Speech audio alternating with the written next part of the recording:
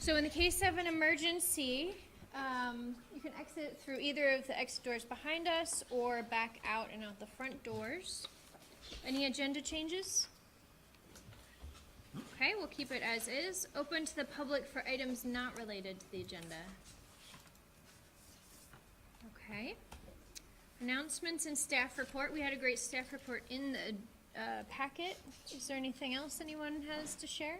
I would only want to just let folks know that I've been doing a lot of homework. I've been to every listening session, and I really appreciate everyone from the public who's attended. I have also reached out to a couple of other people just seeking information for my own knowledge. I spoke to someone who was a participant in the letter that we all got from the South Burlington Smart Growth group, just asking some questions. And I also spoke to a couple of people from the Affordable Housing Committee, just, getting information and clarification on stuff.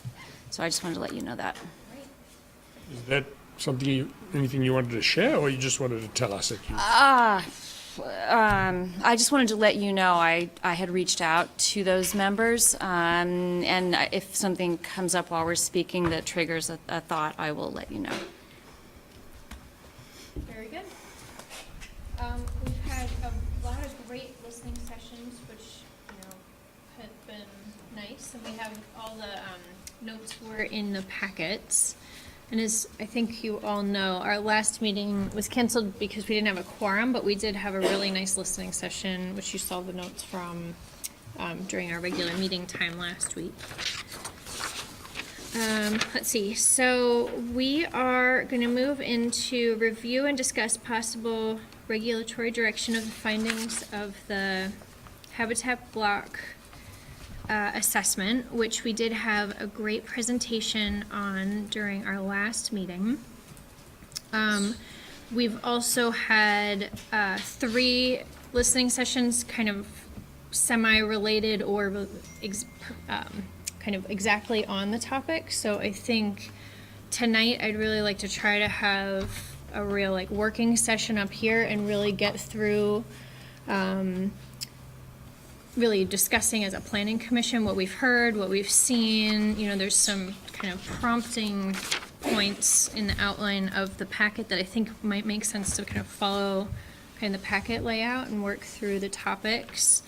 And because of that, I think we're going to hold off on public comment for the first part while we kind of work through the comments we've already had, the information we've already had, and then kind of towards the end we'll open up for additional comments based on tonight's discussion. So, Kathy Ann, did you have anything you wanted to say before we kind of launched into this, or? I know you had a great layout here. Was there anything, I wasn't at the council meeting last night, was there anything from there that's worth adding to? I mean, a lot of great discussion. I think there's still a lot of question. A lot of the comments were ones that we heard in our listening sessions. I think that there's a lot of interest in us just kind of working through these topics and, giving some direction on what we're thinking. There were a lot of comments about coming to a fair, balanced solution.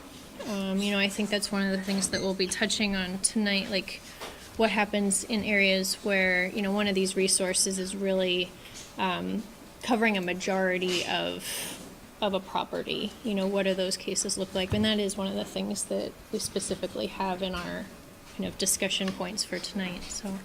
Can I add a comment to that? I just would say I was a little disappointed because I thought going in that the purpose of the city council meeting last night was to talk about the non-regulatory ideas that the city council might discuss about what they might do outside of anything that we'd be discussing with LDRs. And they instead spent the majority of it being very interested in the status of everything that we're working on. So they really didn't get into conversations about, might the city ever be interested in purchasing a parcel that's listed as something. So I was a little disappointed to not have been able to hear them have that conversation. So hopefully that will happen again in the future. I think the other point that if you had read their kind of agenda ahead of time, it made it seem like maybe they'd weigh in kind of as a council on some of these policy decisions. And, I think they had more questions for Paul and I about what direction we're going on things. And then they listened to a lot of public comment and said that they want to kind of think more. Like, so there wasn't any kind of specific council direction on, any of the topics that we've talked about at our joint meeting or at both of the joint meetings with them. So we did specifically ask them at the end of the memo that we gave to them about our agreed direction at this point, and the last one was that we would be asking for their opinion or them to consider non-regulatory, so maybe that was where I had that expectation. My sense is that when they got into the weeds of this, the council, like others, see this large body of work in several places. There's PUDs, there's Article 12, there's this report, there's the Earth Economics report, and my sense is that the council wants to back out and get an overview of what all this looks like when you look at the whole thing from 30,000 feet. That and It's quite intimidating. Yeah, it sounds like on Monday, their coming meeting, they're going to have the economic reports that they're going to be looking at. So I think they also maybe wanted to hold off on kind of policy direction till they had all those pieces. So we may be hearing from them, but we didn't get anything yet. So we generally have a list of meeting agenda, kind of objectives, and I think that those are some kind of overarching thoughts in general. And then as we kind of look to the kind of page 2 in the packet, I don't know, Kathy, if you could scroll down to where you get to A, the habitat. Yeah, this part. So this seems like maybe a good place to start. It's kind of a specific topic, unless someone up here felt like we wanted to talk more in general or had specific questions about the report. Well, I don't have any sort of preconceived ideas, but it seems to me we ought to try and pick a few aspects of this report and see, are they the kind of thing that we should try and fold into Article 12 when we get into the detail of that, because it seems like some of it might be relevant to natural resource, well, a lot of it may be relevant, but obviously there are some aspects of the Arrowwood report, the Habitat Block report, which aren't relevant for Article 12 or natural resource protection. Yeah. So it seems like a little distillation, if you like. But that's just my view of. Yeah, I would agree, like to Michael's point, we have not yet this is our first conversation about the Arrowwood report. And this package is great because there's very specific details that we need to get into, but we haven't had our own feedback on that report yet. And so to be sure to get into that. I'm a bit of a disadvantage because I wasn't here when they did the presentation or the PowerPoint or the video. So it's actually a good point. So maybe we need to back up a little bit before we get into just A, to talk more in general about the report as a whole and the idea of the more general idea of regulating these resources as one of the resources we're looking at in Chapter 12. We had along the way we've kind of partially confirmed that we want to do that. So way back in September when we commissioned the study, our working group had brought it forward that we needed a scientific method of identifying these habitat areas or forest areas. And at that time, when we had the scope of work in front of us before we hired Arrow, we generally said, this is something we want to regulate. We need a way of delineating it. And we think it's a generally good idea to identify these areas so we can figure out how to move forward protecting them. So at that point, we gave the general go-ahead that we thought it was a good idea to protect habitat blocks based on forest areas, so. Because we wanted to make sure that that was the case before we paid somebody to draw a map. Because otherwise it would have been a waste of money. So I feel like we got generally past that idea. But you're right, since getting the actual map, we haven't kind of circled back on that idea. In our draft, we've listed these areas as level 1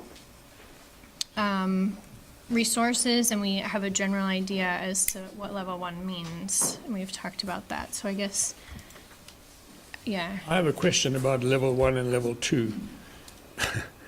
Everywhere else in our LDRs, in our comp plan, there's no level 1, level 2. It's all primary and secondary.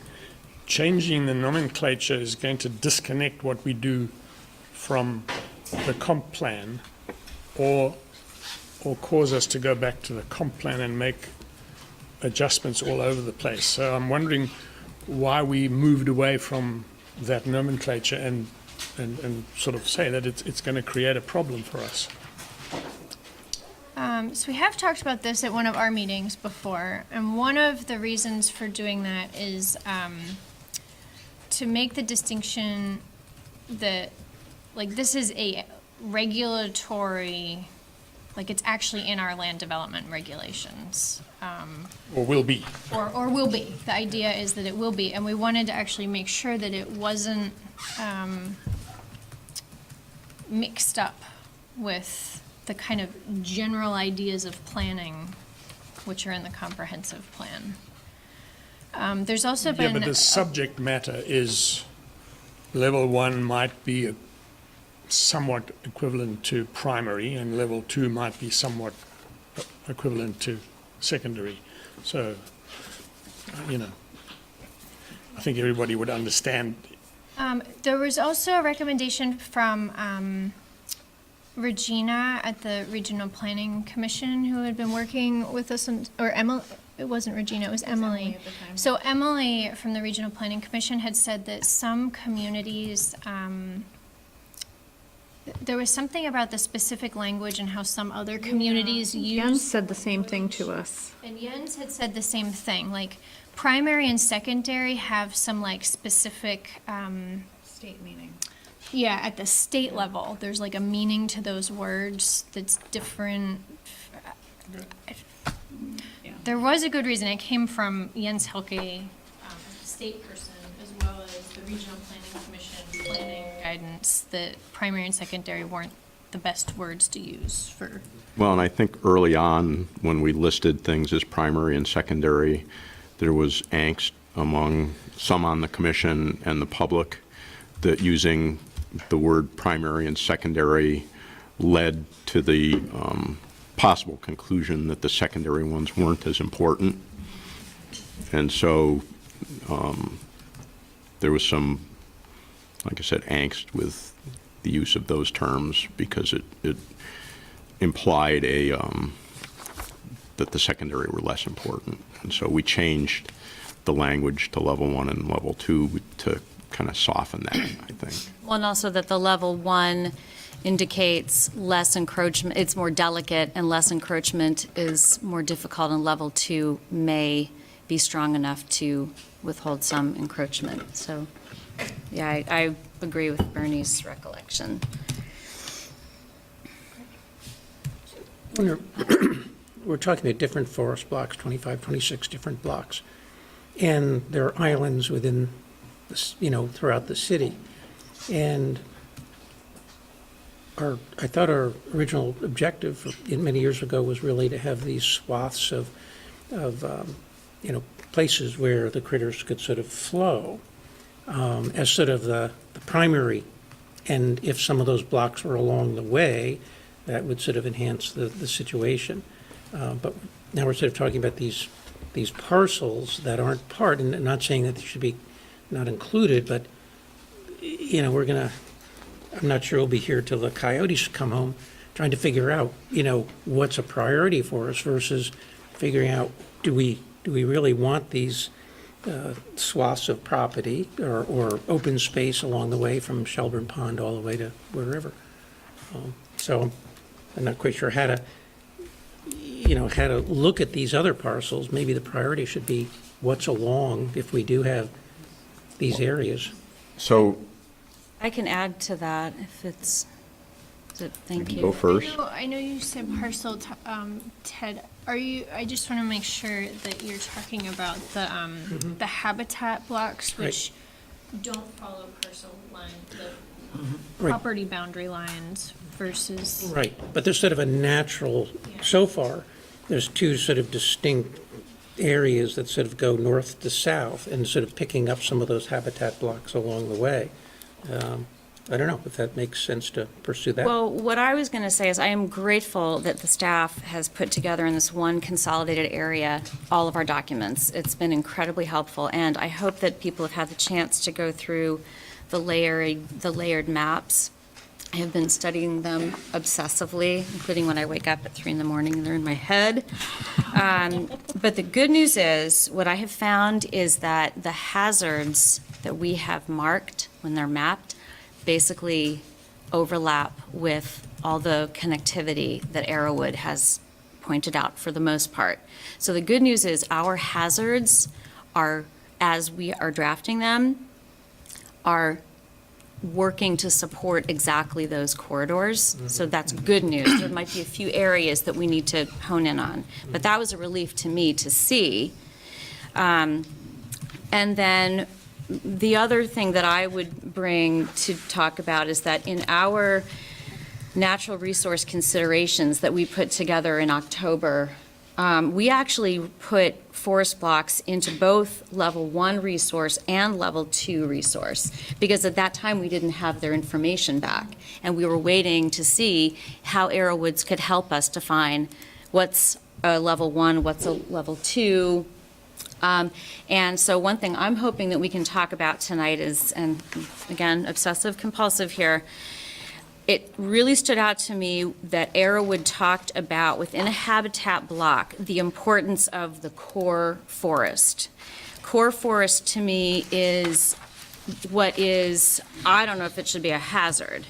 It is the center of, and if I did my math right, it's basically at minimum a 10-acre center.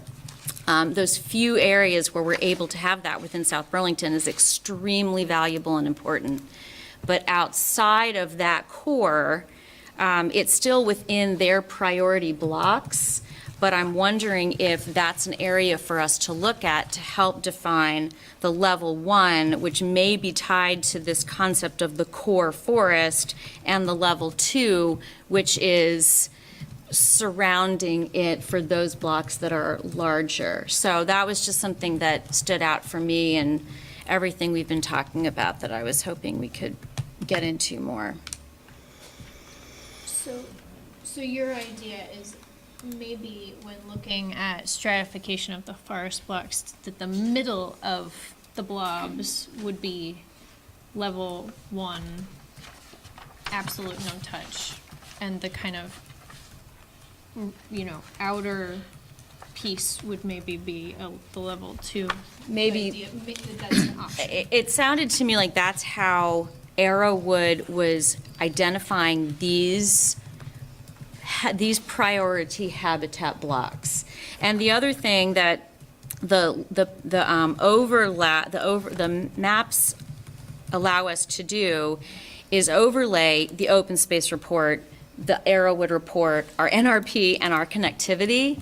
And you can see generally they are all overlapping, but where they don't, maybe we can hone in on in some of the areas, it's hard to see exactly where they're defining the core to be, so there may need to be some follow-up with Arrowwood. But it seemed like an opportunity to better understand these habitats and just make sure we're giving that core forest is protected to the tilt, and that the area surrounding, we see what other ways to look at that exist. So, see if I can put my thoughts together coherently here. I agree with you that a lot of the areas that we're looking at as hazards, for example, wetland and wetland buffer, stream and stream buffer, cover a lot of the corridor areas. And I think it's reasonable to have those as no build, and in fact, a lot of that stuff is governed by state regulation anyway. In terms of the forest blocks, I think one underlying thing that we need to be concerned about is that, these properties belong to people and they're assets to people. And so if we say that, we're going to regulate a forest block as a non-build area, that could have significant impact on certain properties. I think that up to a certain percentage, so if you have a forest block and it impedes on a property by 10%, then maybe you protect that and maybe you buffer it, but then you allow the density from that area to go to the rest of the property so that there isn't any loss in economic value to the property. If the percentage of the forest block gets to be above a certain percent on a property where the density doesn't work or the economics don't work, then that's the kind of thing I really think that at that point, if we identify a property like that, it should go on the official map and have the city have the opportunity to purchase that as right of first refusal. And that way the city can buy it and protect it. If the city doesn't want to buy it and protect it, then there should be an underlying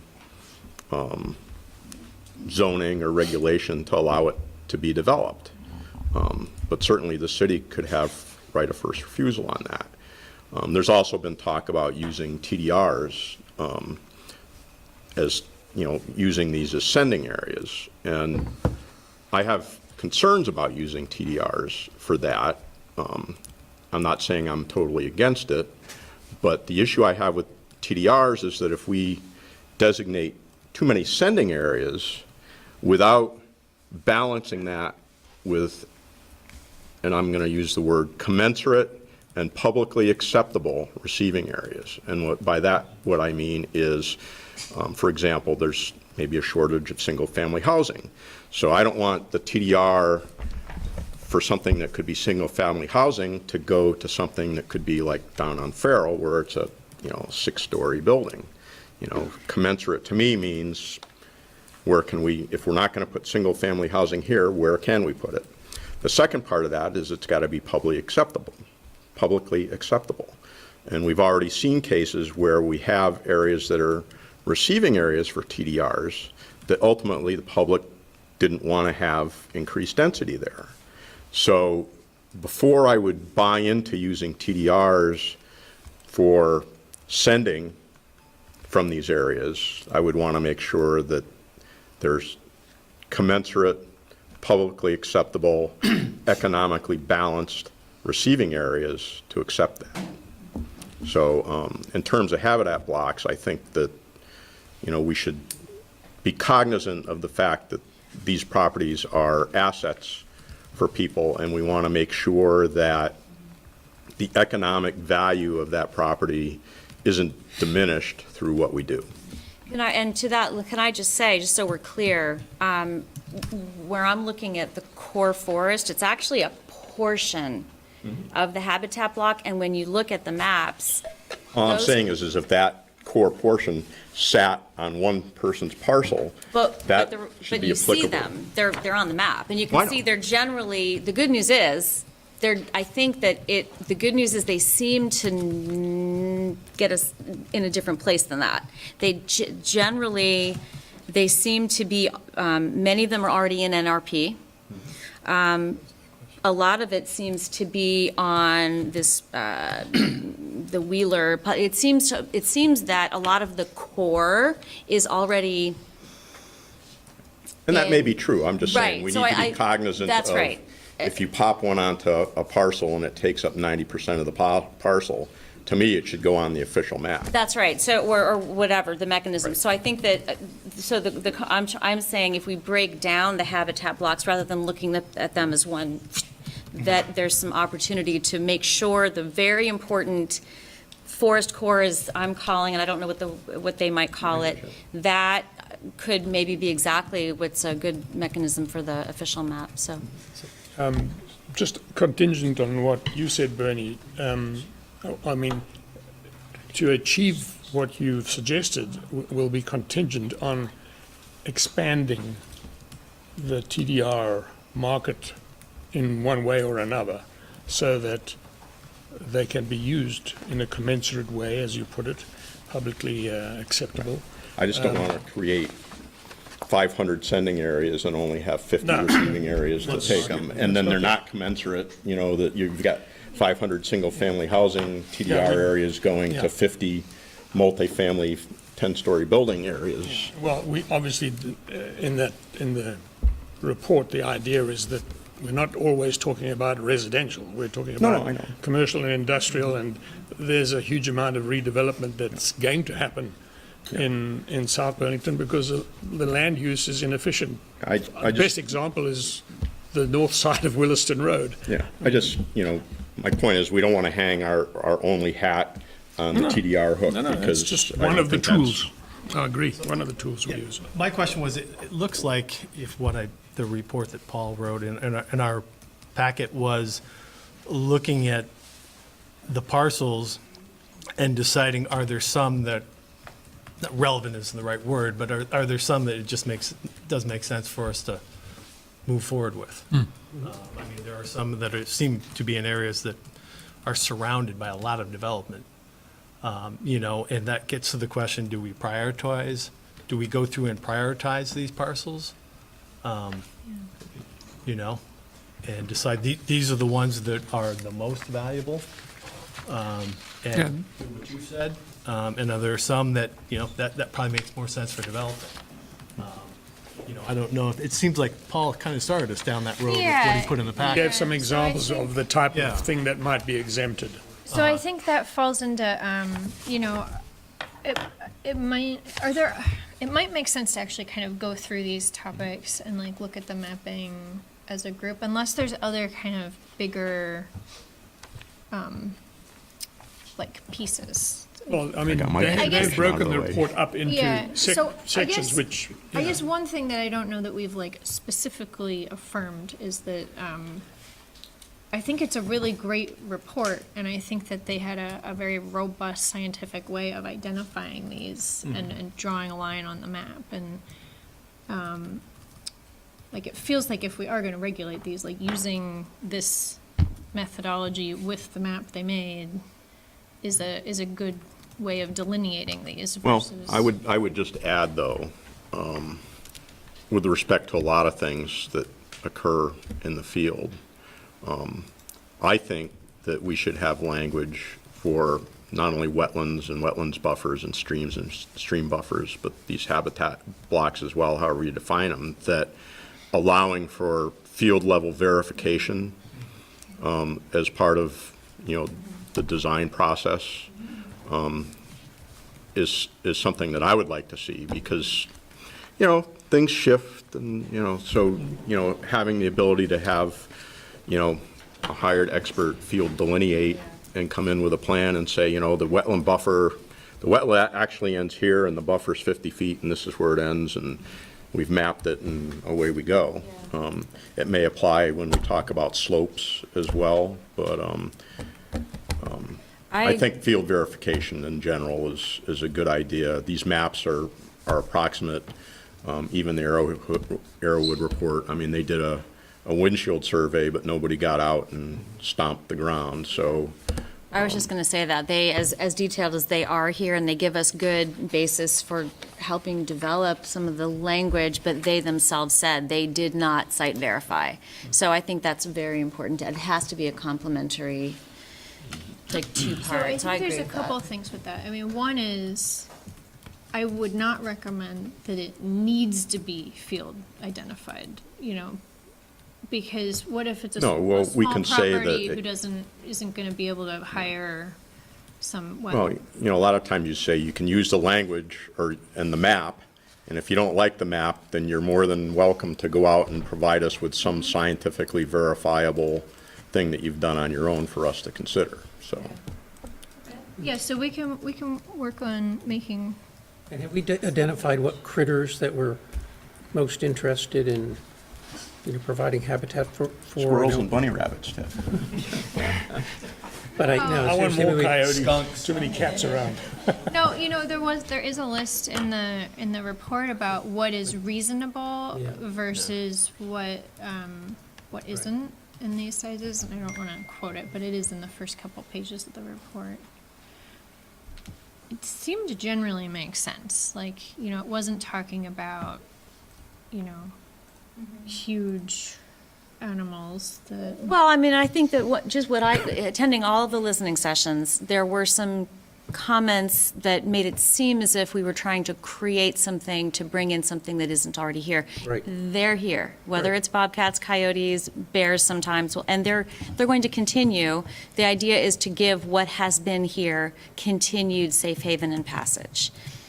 That's it. Does it, where, how, that's what we can figure out. But we're ensuring that what has been here continues to be able to have safe haven and passage. okay, so that seems like some general good direction up front. Kathy Ann, do you think, you could actually bring up the map that, well, actually, do you think it would be helpful to have like the little excerpt from the report, or do you think it would be helpful to have the map viewer with all the different layers? I think the layers are so helpful. Okay. Okay, But so finding- in general, creating this the is map what we're gonna that's- talk about here in a second, this areas where maybe we don't, like city center. But I think if we pulled up their map viewer and looked at that, oh, look, you've got it already. So, This has the hazards on too. Do you want me to shut that off? I think the hazards are actually really helpful, to me at least, Yeah. because it's, the areas where we're expecting to regulate it anyway. Okay. Anything else helpful, or is this a good start? This just has the arrowwood blocks and the hazards. Yes, the forest blocks or the habitat blocks are blue and the hazards are all pink. So are we trying to talk about Section A now, habitat block regulation in certain parts of the city? Is that where we're going? Yes, All right. if that's okay. Because when you look at, if we're starting with what is pictured here, are we going to the, We were going to Lot do the and outline, right? section. And start with Yeah. city center? so we'll go to, if they're calling out 21, number 16, we're going to go to 21, number 16 and Yeah, talk about it? let's zoom in there. Okay. I think the general idea here is that we have for many, many years planned to have dense development in city center and have put together all kinds of programs, including the TIF district and, We don't have streets labeled here, but just quickly for anyone. This is Dorset Street, this is the interstate, this is the Burlington town line here. East Terrace, Interstate, Dorset Street, Williston Road. So the portion of city center that I think Paul is talking about is the portion, I know a lot of you think Market Street is all there is in city center, but the form-based code district actually extends to a good portion of this property behind the Windjammer as well.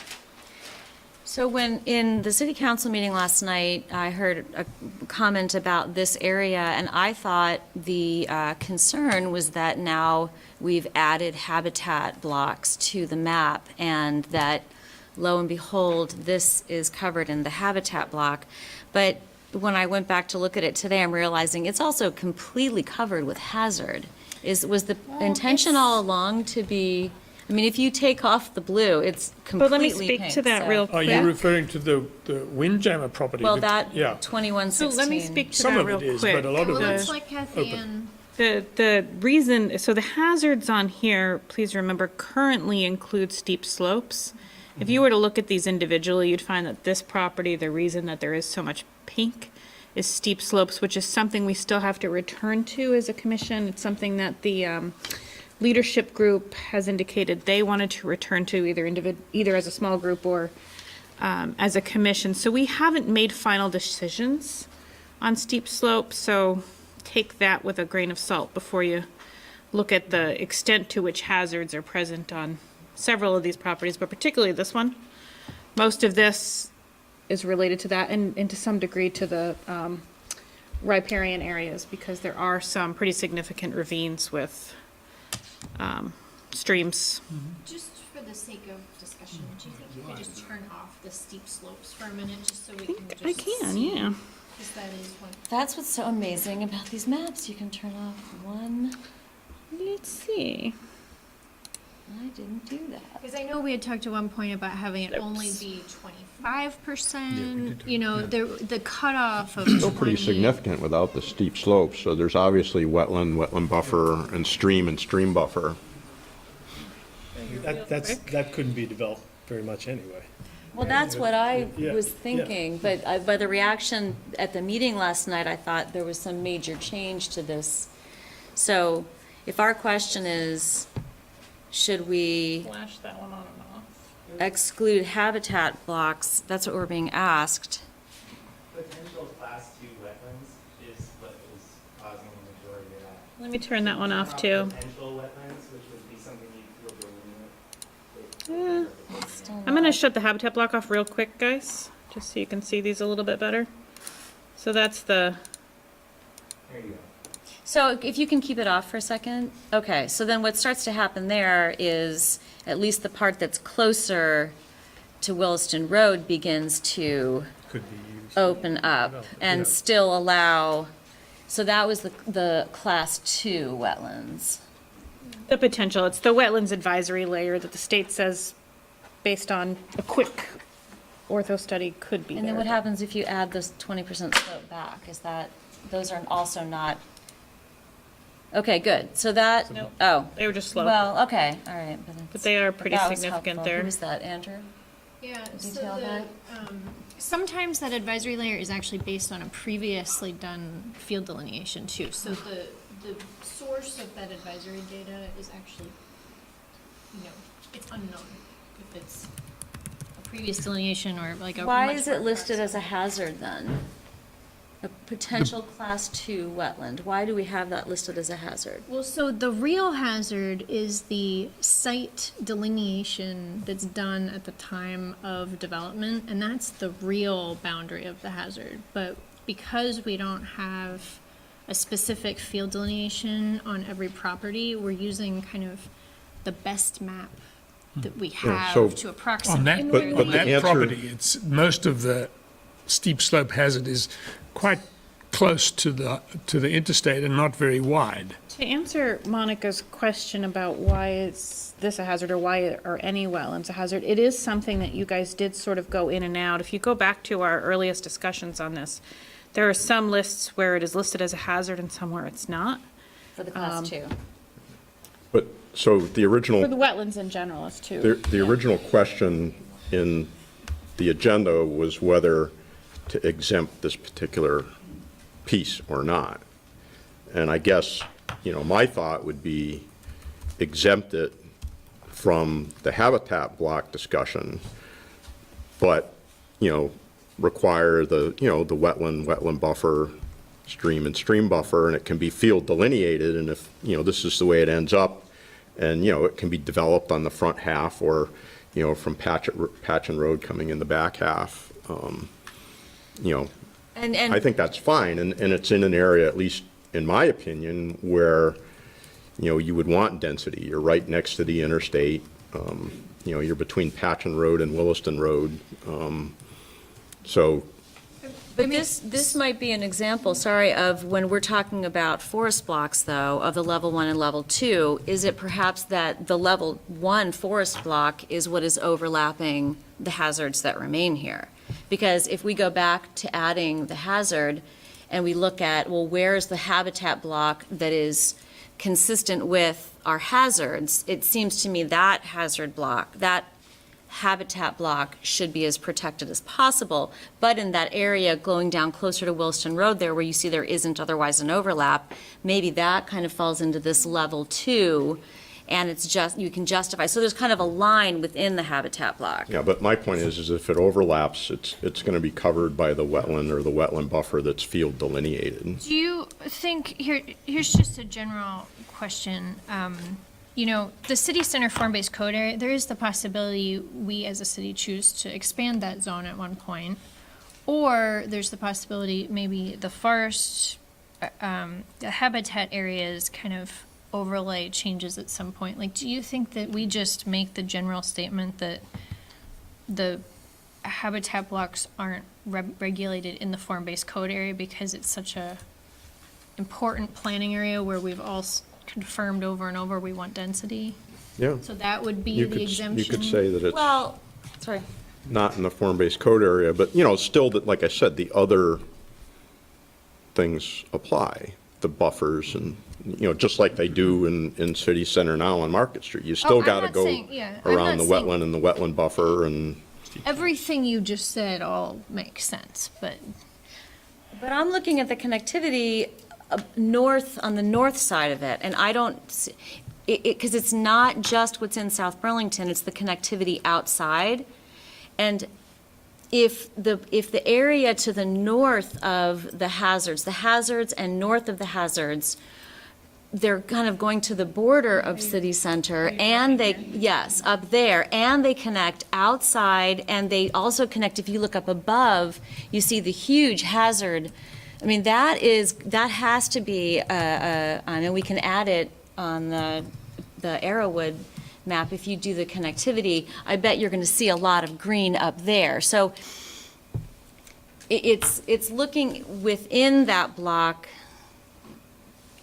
I'm not even sure that rear part is in the form-based code district. the back part's not, I don't. I'm trying to find the that would be line. good. And I think Okay, that that would- connectivity generally follows the streams. know if we have them in this And the viewer. connectivity to the other side of 89 is the culverts that go under Yeah, 89. that's exactly what it is. I'm looking at it right now. Yeah, It so- goes- And in fact, the wildlife cameras were set up at those culverts.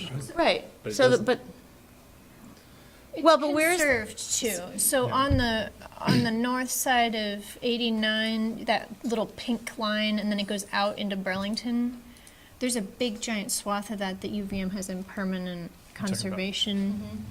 Yeah, that part of it, so. I can't turn these on it's, individually. I guess I'm really looking at the habitat block that is on this side of 89, that is just north of the hazards, that it seems that is valuable habitat that doesn't seem to be interfering with the city center focus, because what we're talking about Real is, quick. So, And is that showing the I city was only center? talking about the part in the dark brown, the purpley brown. Okay, fine. this is the city center district here. I guess. Sorry, it's a lot. Oh, I'm sorry, I just no. called him Duncan. No. My question would be, if we look at Yes, that there. parcel and look at the northern part of the parcel you're talking about, if we look at the context of where it is in the city, the northern part of that parcel, if it was developable, is that somewhere we'd say it's okay to develop there? I mean, look at where that parcel is in the context of the city. The interstate is on one side, it's very developed, the rest of it. I mean, it seems to me that if we're looking at these parcels in the context of where they are in the city and what are areas that, you know, that oh, would. and that's really- Patchen Road that cuts right through there. Well, I too. mean, but if we look at the zoning, so now this is very helpful, because it's saying that the red is the city center, the dark purple is, what is the dark purple then? That's That's not. city- that's part of- that's It's part of still a form-based city code. center? it's No, form-based that's some overlap going It's an on. overlap between, but then the part I was concerned It's not about. a zoning layer. Looks like it's not part of the city center scope, because it is in the, I think it said, yeah, the ag or the, so, yeah, so then I agree with what you were saying, you all were saying in regard to the city center component portion. Well, to go back to Duncan's point, there's developable land both south and north of that, and west in some cases. So, I think we want to make sure that we don't preclude that whole area, that somehow we're a little flexible, staying within the guidelines of, again, our wetlands. And, with regard to the steep slopes, I think there probably will be more discussion about, my personal interest was, I don't care how steep the slope was, it just is the slope going to create erosion into streams? If it doesn't, then I'm not quite sure why we would preclude. So that's a whole other discussion, but it may open up some areas in that Well, part. in that particular property, the slopes are not subject to erosion because they're very well and densely wooded. A little farther north, I think, right? Yeah, Yeah. along the north or along the interstate. But right now, this question is asking us specifically about city center, and the only portion of what we're looking at here that's pink or blue is this area closer to Williston Road. The Like falls topic in of here that other somewhere. area is a separate question, fine for us to discuss it. But this pertaining to city center, so if that's what we're talking about here, I agree that within city center, that I would agree with. And I'd like to see the form-based code area extend out. I mean, I think between Williston Road and Patchen Road, to me, it's right in the heart of where we would want to encourage Redevelop. things to happen. Was that part of our Barring, conversation you know, tonight? the I mean, that sounds buffers like, and things are like- we doing rezone, I mean, No, I think that's something that we should look at in the future because Well, yeah, I guess that's what I meant prime by, redevelopment area. that's what I meant by, like, if we would extend the form-based code area to a bigger area that encompassed more forest block, this same exemption would apply, like if we exempt from Yep. form-based code. There may So be, the I basic mean- question is do we exempt city center form-based code? And the answer would be yes. I wrote And then down- the second corollary to that is if we decide to extend the form-based code area sometime in the future, that would also be exempt. I think that would have to come up at a separate time. Well, it because- would. We would discuss it Yeah, because then, but- because again, outside of that area, looking farther north and then off to the, which way is that? East, there is a lot of connectivity. So I think that northern part just has to be looked at carefully. Doesn't mean it can't be developed maybe to some extent, but there's a lot of delicate connectivity up there. So I think I wouldn't look at it the same as city center. So we've answered number one. Do you want to do a sort of straw poll on it, or? For this particular parcel, or for this? I like that you answered it. City center is center? exempt except for Yeah, I Dumont think it's a Park, good right? idea to do a straw For poll so that we're posterity. clear. It'd be great to have some accounting of Okay. formal Are vote. we generally in favor of exempting city center from habitat blocks? Yes. Yes. There is one in there already. Dumont Park, they identified. So I think that's. So except Okay to call that unanimous? All right, Yep. moving on Yes, to number two. Thank you. So this one is very small parcels that already have at least one house on them. So if you could scroll down a little. Yep, I'm just trying to record that there. Yeah. The idea here is that they would, the map of the habitat block would still be the map, but Where was this again? Do you know, where was that? What This neighborhood? pops up a lot in some developed neighborhoods. I don't know, this one is Laurel Hill, Tanglewood. maybe? This is at Laurel Hill and Yeah. Orchards area. Okay. So is the habitat block primarily related to streams and stream buffers? In other words, are we already covering it under that? It certainly looks like it on that. Because if we are, then, the habitat block discussion maybe isn't as applicable. I think we found in a quick perusal that it's most cases yes, but in some no. In some cases, it's just the back corner of somebody's postage stamp lot. So the question is, especially if this largely ends up in Chapter 12. Are they allowed to build a shed there? Are they allowed to put the kids' treehouse? Anything else? This isn't just subdivision and PUD. Well, again, if it was. Would that be, to would me, you if it provide was exemptions? Stream buffer, wetland Yeah, I wetland think, buffer, I think then I'd recommended say here. we Applicable areas regulate it remain. from that perspective, but not in terms of the habitat block. So I think in all of these perspective. cases, we would assume that all of the others would still Right. apply. Yeah, so, Because that's what would provide the connectivity. The hazards within would provide the connectivity if that was needed for connectivity. so I would say yes to exempting. Is this the Brewer Parkway area? The very bottom here is Tanglewood, so it's like Laurel Hill. That is, I think that is top of Brewer Parkway, Michael. Top. Yeah, you're right. Okay. Oh, But how many, I mean, this is a very small picture of what might be many, many parcels. Any idea of how much area we're talking? Well, so the idea, if you think about it, you know, these habitat blocks are, they're 20 acres, and if we're talking about a 1 acre parcel that has a house on it, it would, by definition, have to be kind of at the edge of the forest, because they would have kind of carved it out of the habitat block if it was, you know, so it's an area at the edge of the forest block, and it's somebody's essentially backyard. So what if they have a tree that's gonna fall on their house, or they're You gonna put a can- shed, or they're, I mean, kind it of wouldn't, it couldn't possibly impact more than, I mean, you can kind of see where the houses are here. You know, so if you had if this were to,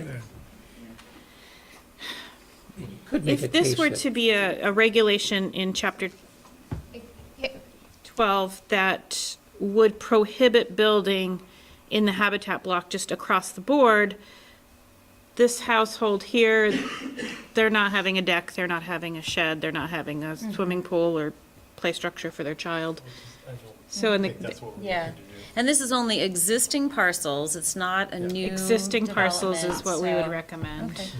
New homes, we would expect to fit into a building envelope, I think. These are all pre-existing, fairly small lots. Pre-existing, you can set the size, we recommended something here in the acre threshold, but, Can someone do an infill on that corner lot that you were just pointing out? well, that's a good question, Ted. I mean, if Theoretically, so this particular one's an R4 zone. If they could get a full subdivision of land, they could. We find that in most cases they can't, simply because of where the first house was placed. Creating another quarter acre lot is very difficult. But if we ever do but we like could- tiny homes or something. We it could would make sure, we definitely- could consider that in the drafting, that new homes would have to, if you wanted it to. I don't know, I just raised the issue is that, I mean, when you're talking about lot size, they're small, but if you exempt this whole area, that's a fairly big chunk of forest. Isn't there a way that we could regulate so that there's no incursion rather than exempt altogether? Well, again, Like no new forest home? isn't really the right term. Whatever it It could be stream and stream buffer that Well, in this define the case- habitat. In this case, so he's saying, Michael, I mean, yeah. we could say something like, no additional primary residences can be built. So it would exempt the like really difficult to regulate things like a shed or I'm thinking of dead some, tree that's gonna fall on the house, but an it owner wouldn't- of one of those lots wants to use a wood stove, and he's going to cut the trees down to feed his wood stove. I guess it's mean- up to us to decide if that's what we are trying to do or not, and that's why it's here for discussion. So, I mean, if people don't like this exemption, we don't. If we get into an infill strategy eventually, and if we look at accessory dwelling units or tiny homes, if affordable housing, infill is a very valuable tool. And these kind of neighborhoods, having lived there, having a house in there, that is, in the future, that could be something that residents want to do. So I think we just, to me, it's more people just understanding the value of the forest that they have on their property, and understand that it is something valuable and connected to something larger But, right, I don't know if we, because it's pre-existing, I don't know if we prevent them from having the Well- right to do. Well, are you And we saying? keep using the word forest, and I guess I take a little bit of exception to that because it's habitat. And so it can be, like I asked Kathy on earlier, it can be stream and stream buffer and wetland buffer. And there can be not a tree present. It's habitat, not forest. And I think in terms of habitat, that we already regulate the wetland and the wetland buffer and the stream buffer. And so if there's overlap with that, then I'm not sure what the value is of defining the habitat separately if it's already defined in something else we're regulating. Now, you know, if there's large areas that are blue and it's not a wetland and a wetland buffer or a stream buffer and it truly is forest, well, you know, maybe that's different, I but think you're right, it doesn't have to be forest, but there's also in their report, they talk about connectivity or habitat connectivity, which doesn't have to be in a forest, doesn't have to be in the woods, can be grassland, shrubland. So I don't know what's on this side of that map. Or UVM And- property. UVM land, isn't it? Yeah, I and think the idea that this is general, I mean, this Yeah. could be happening around other spots too, like, looks like Monica pulled up. well, I mean, there's this Mayfair Park particular area. area, this is all canopy here. I mean, that's what that area is, so it is exactly what we're talking about. Yeah, so this is just one example. There are, it's mostly the older neighborhoods you'd think of. I think that there's an area behind Mayfair Park, Prouty Parkway area. So this is a generic Generic. thing that you were talking about here. It's a generic photo. No, It's- a generic description of something that might be exempted, Yes. yes. rather Well, it than, would be specific text, just not a specific geography. General to all habitat blocks, if we like an idea like this. Just the habitat block is Just the exempted, habitat not blocks, the other not things the we're other regulating. hazards. Right. So if they had a river corridor in their backyard, they couldn't cut the trees or whatever, but. I would say we accept it and Yeah. hope the UVM continues to be good neighbors. Do you think the 1 acre is a reasonable cutoff for this? I know there was some talk of infill. Kathy, do Being you- important. I'm sorry. Yeah, go ahead. Do you have a sense, were there a lot of properties that were above that 1 acre threshold that would have fallen? No, there aren't a ton of 1 acre lots in the city. Most of the areas we've seen this in are Over and a in pre-existing developments, most of which are under a half acre. I mean, there's a few that pop up. I think we were looking at this one and found it was like 1.02. But one's a common number. I don't know. There might be a few larger. Were you thinking maybe we need to go with a bigger number to get I was just- a I lot of the didn't know, single yeah. family? Say one acre. Yeah, I would think, sounds like 1 acre would probably cover most of what we're talking about then. I mean, the realistic piece of this is that enforcement is impossible. Somebody comes in for a shed, we don't ask for a field delineation. We don't ask them to show us whether or not there's habitat or even wetlands on their property. There are a lot of people that have wetlands behind even new homes. We delineate them as part of the development review process. They're still building sheds, putting lawn areas in. Enforcement's a nightmare.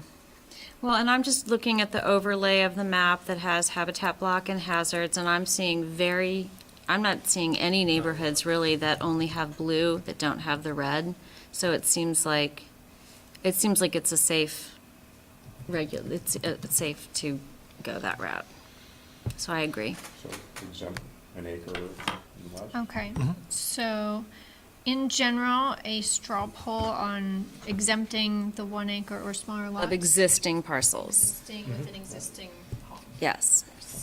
Yep. Okay. Was there Generally seen. feedback on the new, We're not taking input till the very end, just because there's a lot of pieces, and then we'll, yeah, thanks. was there feedback on new housing units, either accessory units or You any, mean on the existing parcel? If- on the existing parcels? So let's pretend this person here proposes a new accessory unit. I don't think that fits in this conversation personally, because I mean, I think we need to address infill at a different time. I think infill is going to be an important strategy of its own, and that sounds to me like, I think the question is whether to apply this resource as a restriction for that. yeah, we just exempted it, By 1 yeah. acre. Okay. Across the board? Okay. Now the hard ones. Okay, so actually, the next piece of this is actually kind of similar. Habitat blocks located within 30 or 50 feet of an existing principal building on the same parcel. So, if you could scroll down, you can see the example. Sorry. You know, because we were just talking about the case that was related to kind of lot size. So this is very similar, that there's a building nearby the edge of the habitat block. So again, this is just an example. This particular example, I think, is one of the condo developments off of Kennedy Drive, just up the road. Maybe it's Windridge or one of those where the drawn habitat block gets extremely close to the back door.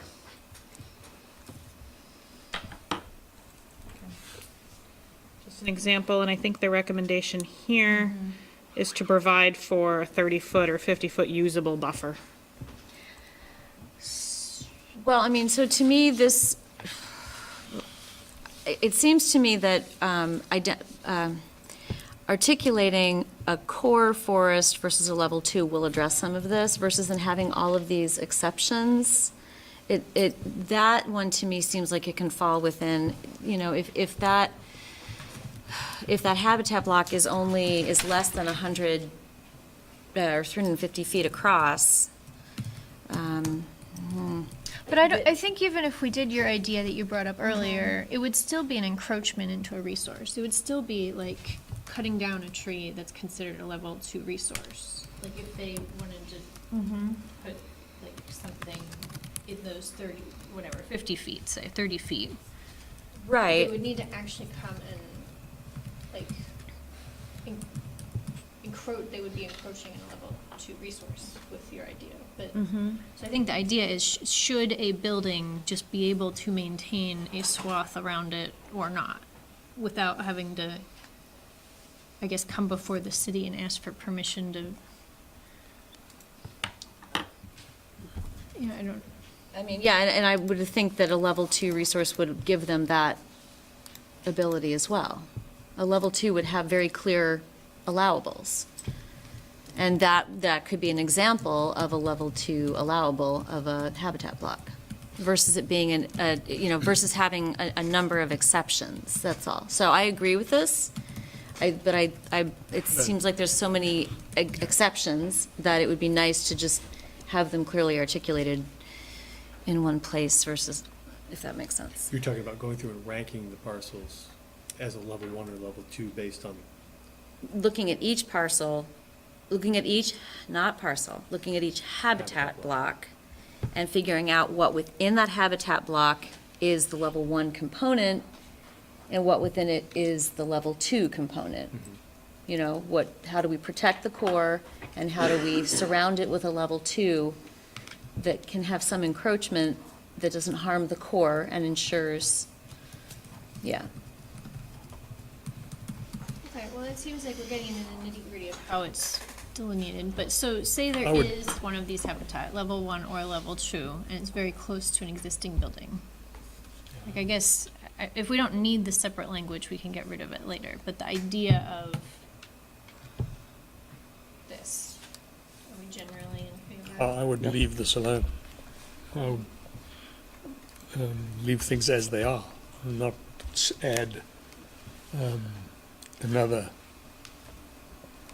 regulation or rule to a particular kind of block where 30 or 50 feet. Why bother? You're saying you agree with it then, or you disagree with it? I disagree with it. What could these people do right now if they wanted to? They could cut down all those trees right now. And Except as regulated in the Article 12. they're not regulated Not in Article regulated. 12, unless there's some other In this resource. particular case that we're looking at. Another resource there that we're regulating. Where is that? I'm agnostic on it. It's the Canyon Drive.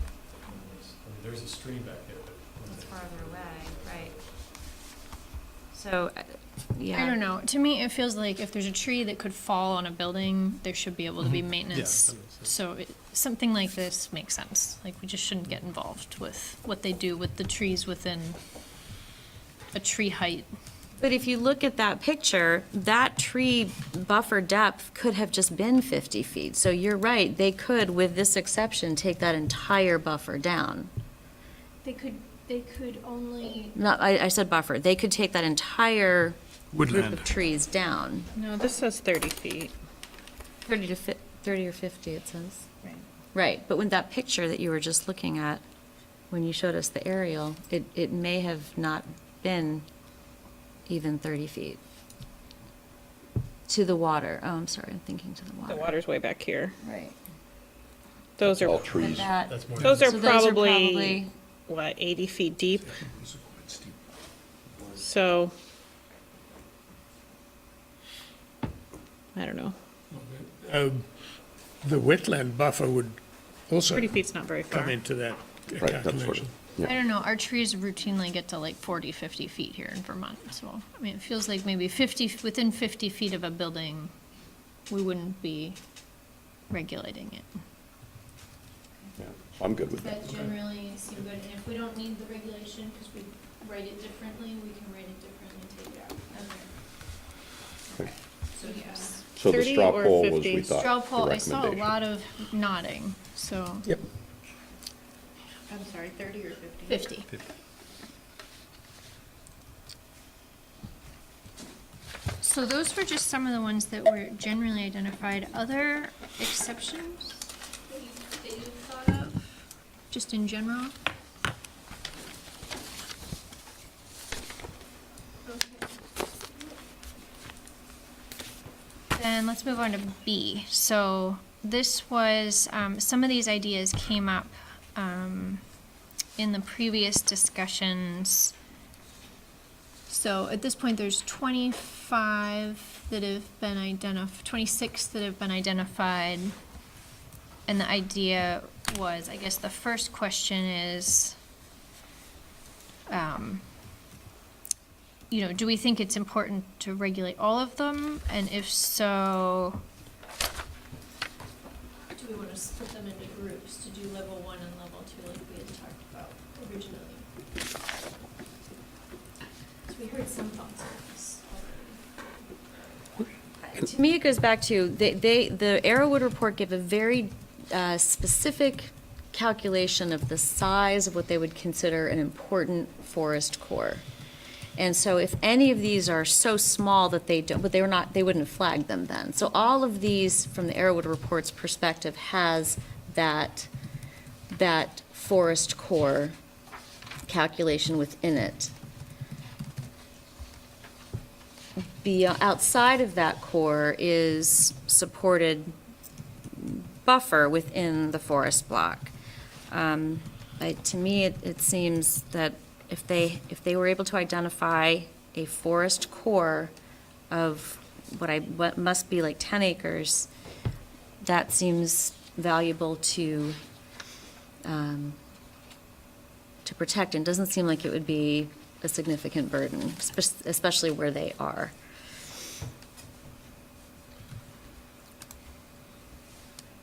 Okay, so that speaks to not just dropping off the lower couple because they ranked 25 and 26, so the general. Well, again, their comment was that they might be small, but they are stepping stones for others. So, I mean, unless I would be interested in hearing from, which we will hear from the public, are there specific examples of those smaller ones creating a major concern, but. I would rather, so personal opinion, regulate them all the same, but then go back to my earlier comment about, how much percentage of a particular parcel is it, and allow for protecting it and moving the density onto a different part of the parcel. And if it gets to be above a certain percent, then, protecting it through some other mechanism. But kind of keeping them all the same for, the reason you mentioned, Monica, and that's that Arrowwood did say even the small ones can be stepping stones. So, if it's a small one, but, it's in the corner of a lot that can be otherwise developed, you just, you say, we're going to protect that. We're going to let you count the density and put more density over on this other part and, do your thing, and we'll protect that part. If it's a little blob that takes up a whole parcel, then, to me, that should go on the official map or, consideration with TDRs or whatever, so that, there's proper compensation for that.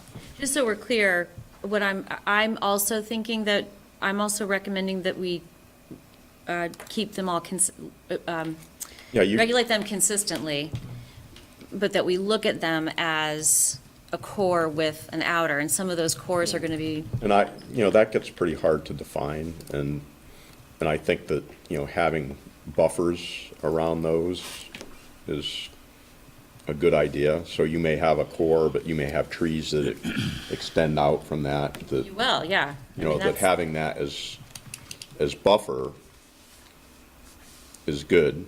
And then, again, you can field delineate if you want to and fine tune, where the invasive scrubs are growing versus the good stuff. So it sounds like there may be an opportunity to kind of combine both of your ideas where we keep them all, they're all regulated the same, but the encroachment that would be allowed wouldn't be around all of them, which was maybe your idea, Monica, that encroachment could happen around the edge of each of them. But maybe the encroachment really happens more like what Bernie's talking about. If we're going to give up some habitat block, it should be to make sure we're not taking too much from any one property to kind of, alleviate the idea of a taking by having it take up too much of a property. The bottom line is, I think, the lot has to be economically developable. And if it can't be, then there should be other mechanisms for compensation. And how many City buys parcels- it, goes on the official map, PDRs. How many actual parcels are we talking about? Because it's saying, as you're talking about UVM land, and so narrowing it down to, is it somewhere around 12 to 14 parcels that really are? I think he says. If you guys look, for those following along electronically, 9. there was a map in the 3-3 packet. I'm gonna scroll Yeah, down. that was confusing because some of them didn't get carried over to the. Am I on the 3-3 one here? No, sorry, hang on.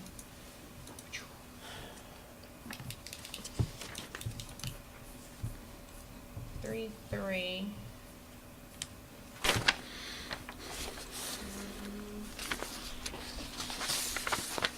Which you may find helpful. So this first one, parcels with 50% or more of the area in habitat blocks. And it's broken down here by percentages, so you can get a good idea. So we had the RPC perform this calculation for us. The second map here, again, for anyone following along, this is in the 3-3 packet. Parcels with 50% or more of the area and habitat blocks and hazards. But some of these parcels are already, there are like Wheelers in there, I think is Underwood? Should be. Oh, no, Underwood's not in there, okay. Eastwood says. Some are, Eastwood says, some are like, PUD community land that wouldn't be developed, or some are, yeah, that's what wasn't clear in here, is what are already, if we took this and overlaid on top of it, what's already in some way. Yeah, we have limited access to map making. This is what we started with. So to Ted's question, though, if you were to point on this map to which, if we are going to that level, which of these parcels are most impacted that are privately owned? The that would darker be the in this shade, situation? the higher the percentage. So you can see that the purple is 90% or more. There's at least a few of those, more than I'd expected, actually. The one you just, right there, it's I think, Winooski Park, so to the right, way to the right. Yeah, right there. So that's not even under discussion, right? Is that the is it wetland there? Yeah, Is that the airport? Winooski. Is that what you yeah. call it, Winooski? Well, I mean, I forgot the name of it, it's Winooski Park, Okay, that's that Valley Park, I mitigation think, property. overseas it. The mitigation property. Yeah. Yeah, it's Yeah, beautiful. yeah. So that's not even under Beautiful this. example of a So that's Van Sicklen person-made Road for anyone following. wetland. Yeah, I mean, we have not done any further analysis of each parcel. If that's something you think is helpful, that's something we could do. You just have to give us the parameters of where the cutoff is you'd like to look at and what information you'd like. I guess, We need to know what's on it. yeah. We would like to understand What's how on it? how private properties are being impacted by the overlay of this habitat information. Right? So we can understand, and from there, and we just can't identify from here So exactly. it sounds like the first question is to figure out how many of them are private. Right? Is that a good way to No, you're right. So what you've got is basically everything greater than 50% is color-coded in some fashion. Of that 50%, some of it is, red rocks or other whatever. Right. And so your question is right on. Of that greater than 50%, how much is, potentially developable, I'll say. And, then we kind of know what impact we're having on that. But again, to me, if it's greater than 50% and it's not already conserved through some other method, then those would be, to me, candidates to go on the official map as potential, city purchase through the open space fund or whatever. Well, and to me, those are the parcels in particular that we would want to look at. Let's make sure we understand where this core of the habitat block is that they're talking about. And because some of those habitat blocks are very large, and it may have a tremendous amount of level 2 around it, which could potentially still be a safe habitat if it has some carefully designed encroachment. Maybe. That would be for discussion, I guess. But to me, when you get up to the 50% range, and then you say, okay, you've got to somehow protect that 50% and move the density over to the other 50%, to me, that becomes not practical. And so at least in my mind, and certainly I would want to get, feedback from different people on that, but at least my gut feel is that once you're getting to 50%, you're probably not gonna practically be able to do anything with it, and at that point, you know, maybe it's better to put it on the official map, allow the city the opportunity to purchase it. If they don't, then I think you're into developing through some underlying thing where you're gonna allow encroachment on that other 50% because the city has said, we're not gonna buy it. Yeah, so it seems like the hazards do play into this too, though, you know, 'cause all of our and I know that's the next map, but like all of our calculations are like parcel size minus the hazards, and then what are the level 1, and then what's left, so it's But the first almost like- slide was just habitat block. Right, It and- wasn't, it wasn't the hazards. The hazards we still regulate. Yeah, Right. and have been, and that's, Does that show the entire parcel or just the percentage of the parcel with hazard or otherwise? not even hazard, just habitat blocks, But it doesn't right? This second Oh, that map one is hazards. is then. hazards and habitat It blocks. just shows the part of the parcel that has that on it. No, it's the entire parcel.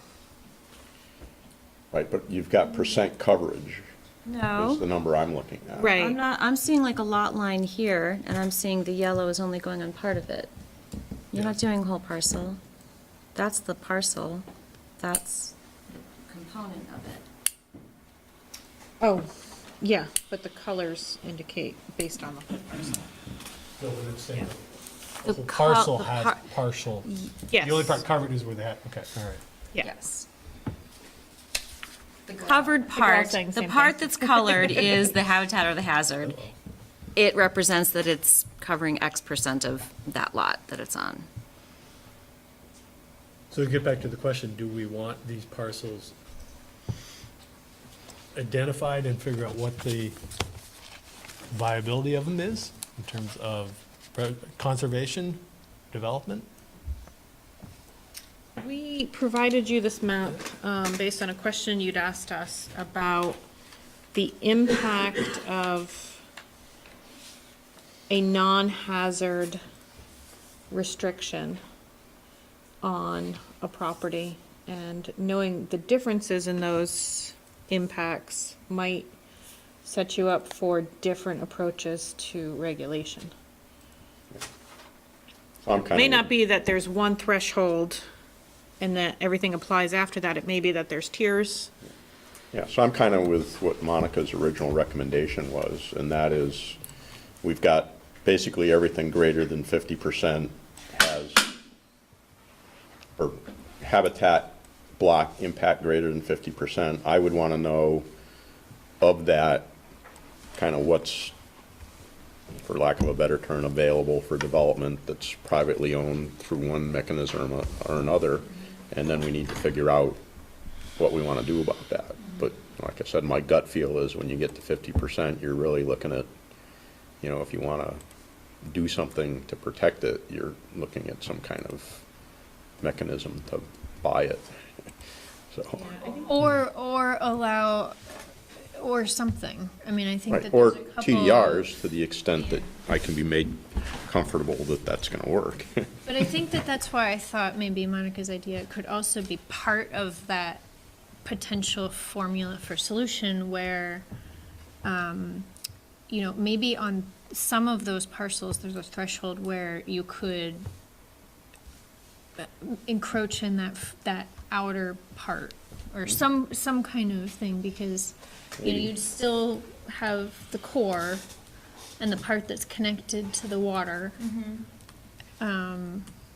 Maybe. Maybe. I guess just because Maybe. I'm hearing that as another idea we hadn't heard Yeah, before maybe. tonight, which. Maybe. It just has to be, in the end, economically viable, whatever you come up with, you know, if you're going to Measurable. transfer density, you've got to be able to make it work.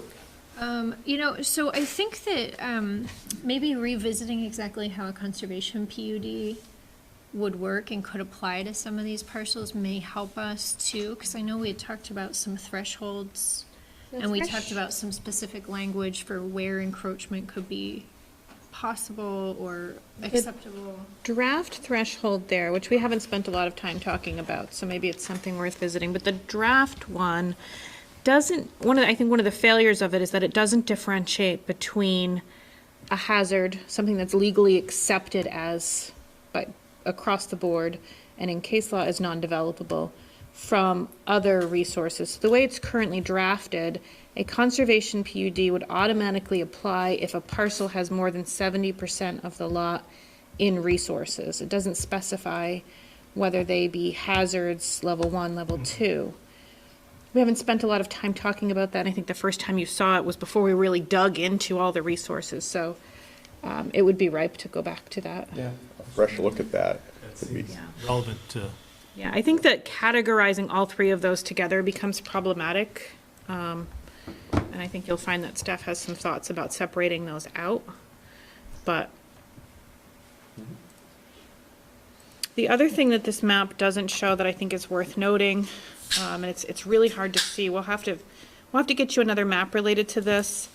It's not clear, some of these might show 90% in a habitat block, and that's entirely in a habitat block. It might be that that habitat block also sits on top of a wetland. And so the impact of the habitat block beyond the hazard is not much. So neither of these maps really shows that, and that might be worth understanding. And that also wouldn't be a big change from today's regulations. not be a big And I change think from that's today's something important to regulations. keep in mind, Some of them would be a too. huge change.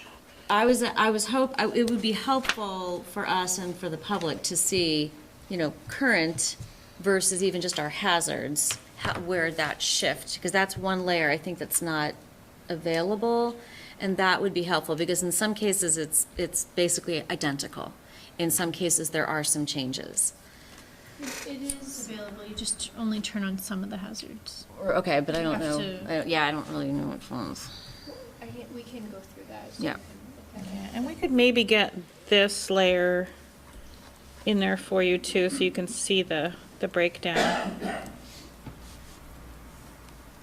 So Kathy, and I think what you said is what I was trying to get at, like I think we need to break down hazard and the habitat block.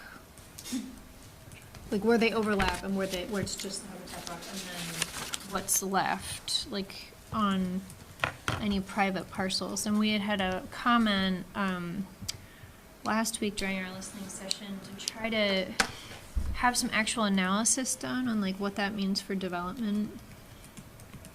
What's a reasonable, effective development number? Because you can't just multiply the allowable units per acre times the land that's left and have it equal a number. There's a lot of land that goes to the roads and the parks and the other stuff that we're requiring. So That would probably this be after combined we with look the at what PUD. those privately yeah, owned I think it might be a remaining second step. So I pieces. think this first step could be look at which of those are private and a breakdown of hazard and habitat block on each. I Well- think we could bring that to you for your next meeting. And then I don't even know if I dare say this, but I would also be interested in seeing, in an analysis like that, once we get to that point, is this the time to say, and is the underlying zoning for those pieces working towards what the comp plan wants them to do? Is it possible that maybe a look at, because of the nature of what we're doing right now, are some of those remaining privately owned parcels, could they be more productively developed for the city's goals if they were looked at differently from a base zoning perspective? What do you mean parcels that are under, So if we ultimately get this analysis of the remaining privately owned, and we look at, well, how much area is safe for development that protects our resources?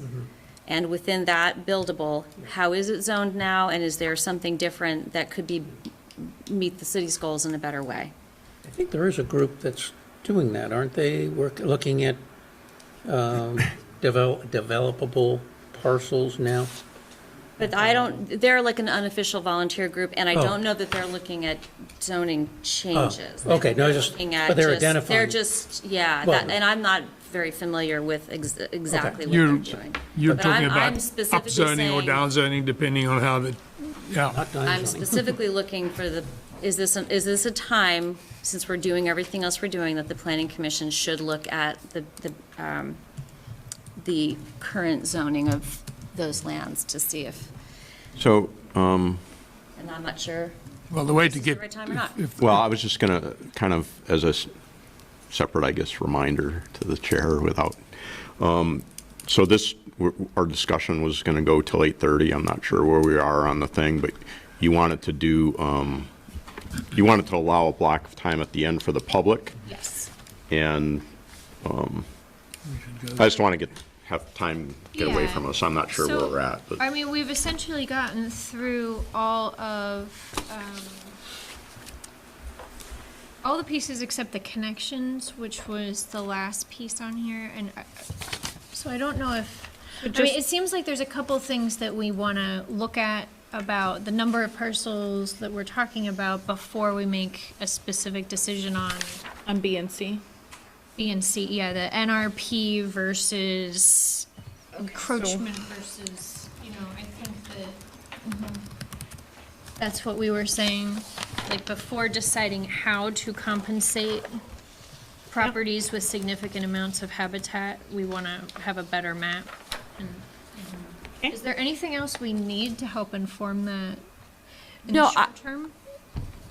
Well, in regard to the last part of the packet, what I was going to suggest, and it's pretty easily done here with our layers, if we were just to layer, in terms of connections, if we were to layer Arrowwood's secondary map of connectivity with our hazards, you will see that our hazards are in a really good place there. Now, that may include a lot of the wetland level 2 advisory. So I'd Which is be what you would interested- expect, because. That's right. So the good news is, and I said it earlier, but if you want to look at the visual of that, there may be some specific areas that we want to go and take a look at, but You're talking about the yeah, priority corridors? yeah, and you can even just remove the habitat, remove the primary one. Just put that one down alone. And you'll see that of the priority corridors that the Arrowwood report had recommended, our hazards, well, there's more, there you go. Our hazards are doing a very good job for the most part. You might see some places that we want to take a look, but you can see that our hazards are pretty much right where they're recommending. So I think that's good We're news. generally making the connections so that an animal can does- move from yeah. one to another. Our create hazards are corridors, doing natural that work. corridors. Yeah, yeah. Yeah, so we did look at this earlier. There are a few we flagged for you where they don't overlap. There's a big one here. There's a portion here. There's a good amount of it here. That's not underlaid by a hazard. Can you turn on the actual blocks themselves too? It's actually hard to tell where they fall without them on.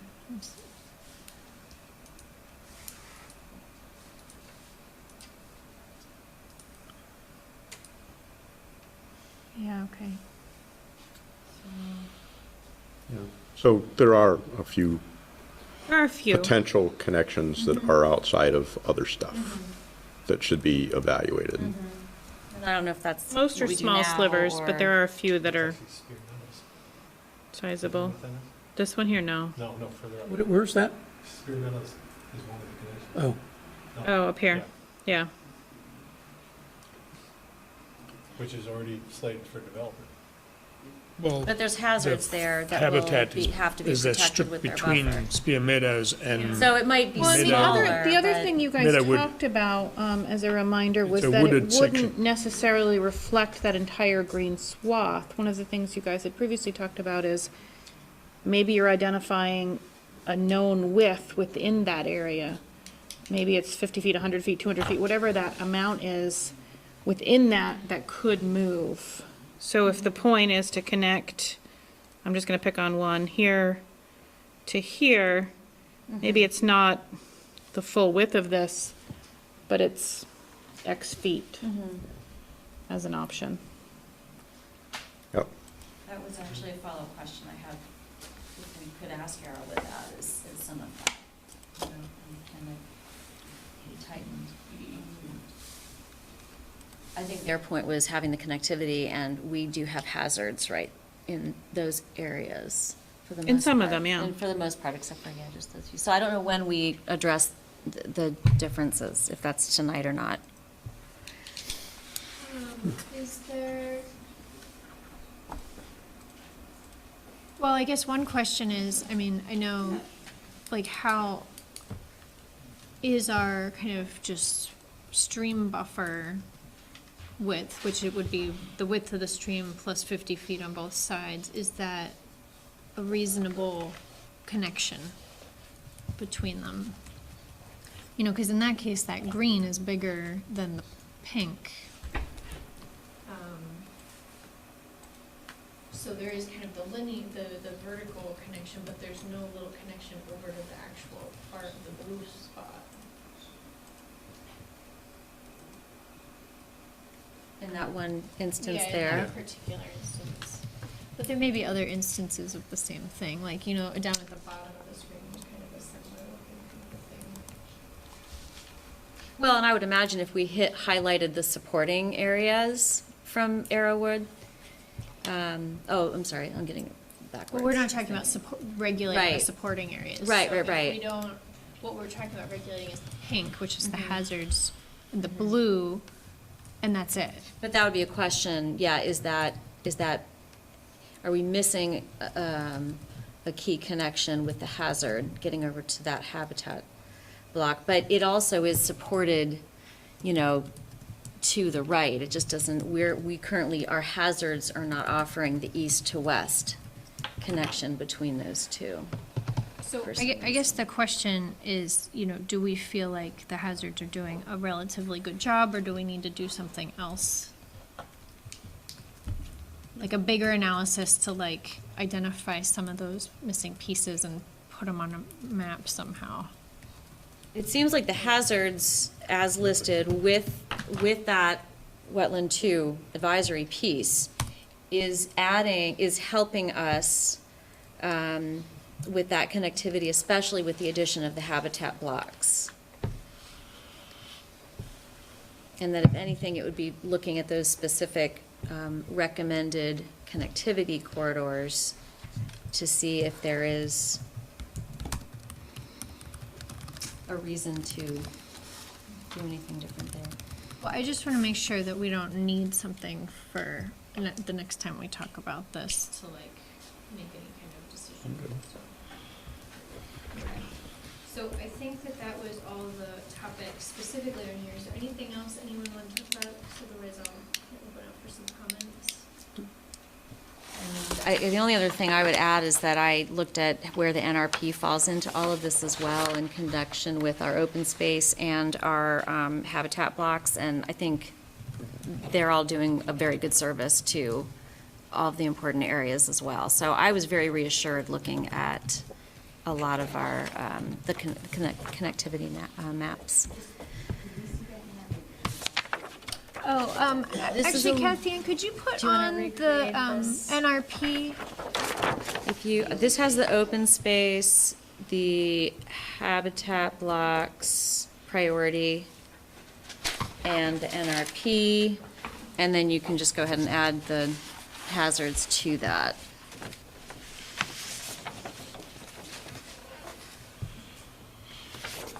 This could take a little bit. Do you want to start your questions while Yeah, I'm? so I'm gonna open up for questions unless anybody else has any. So just a quick comment before we do, I just would mention that our next item on the agenda is going to be scheduling our listening sessions.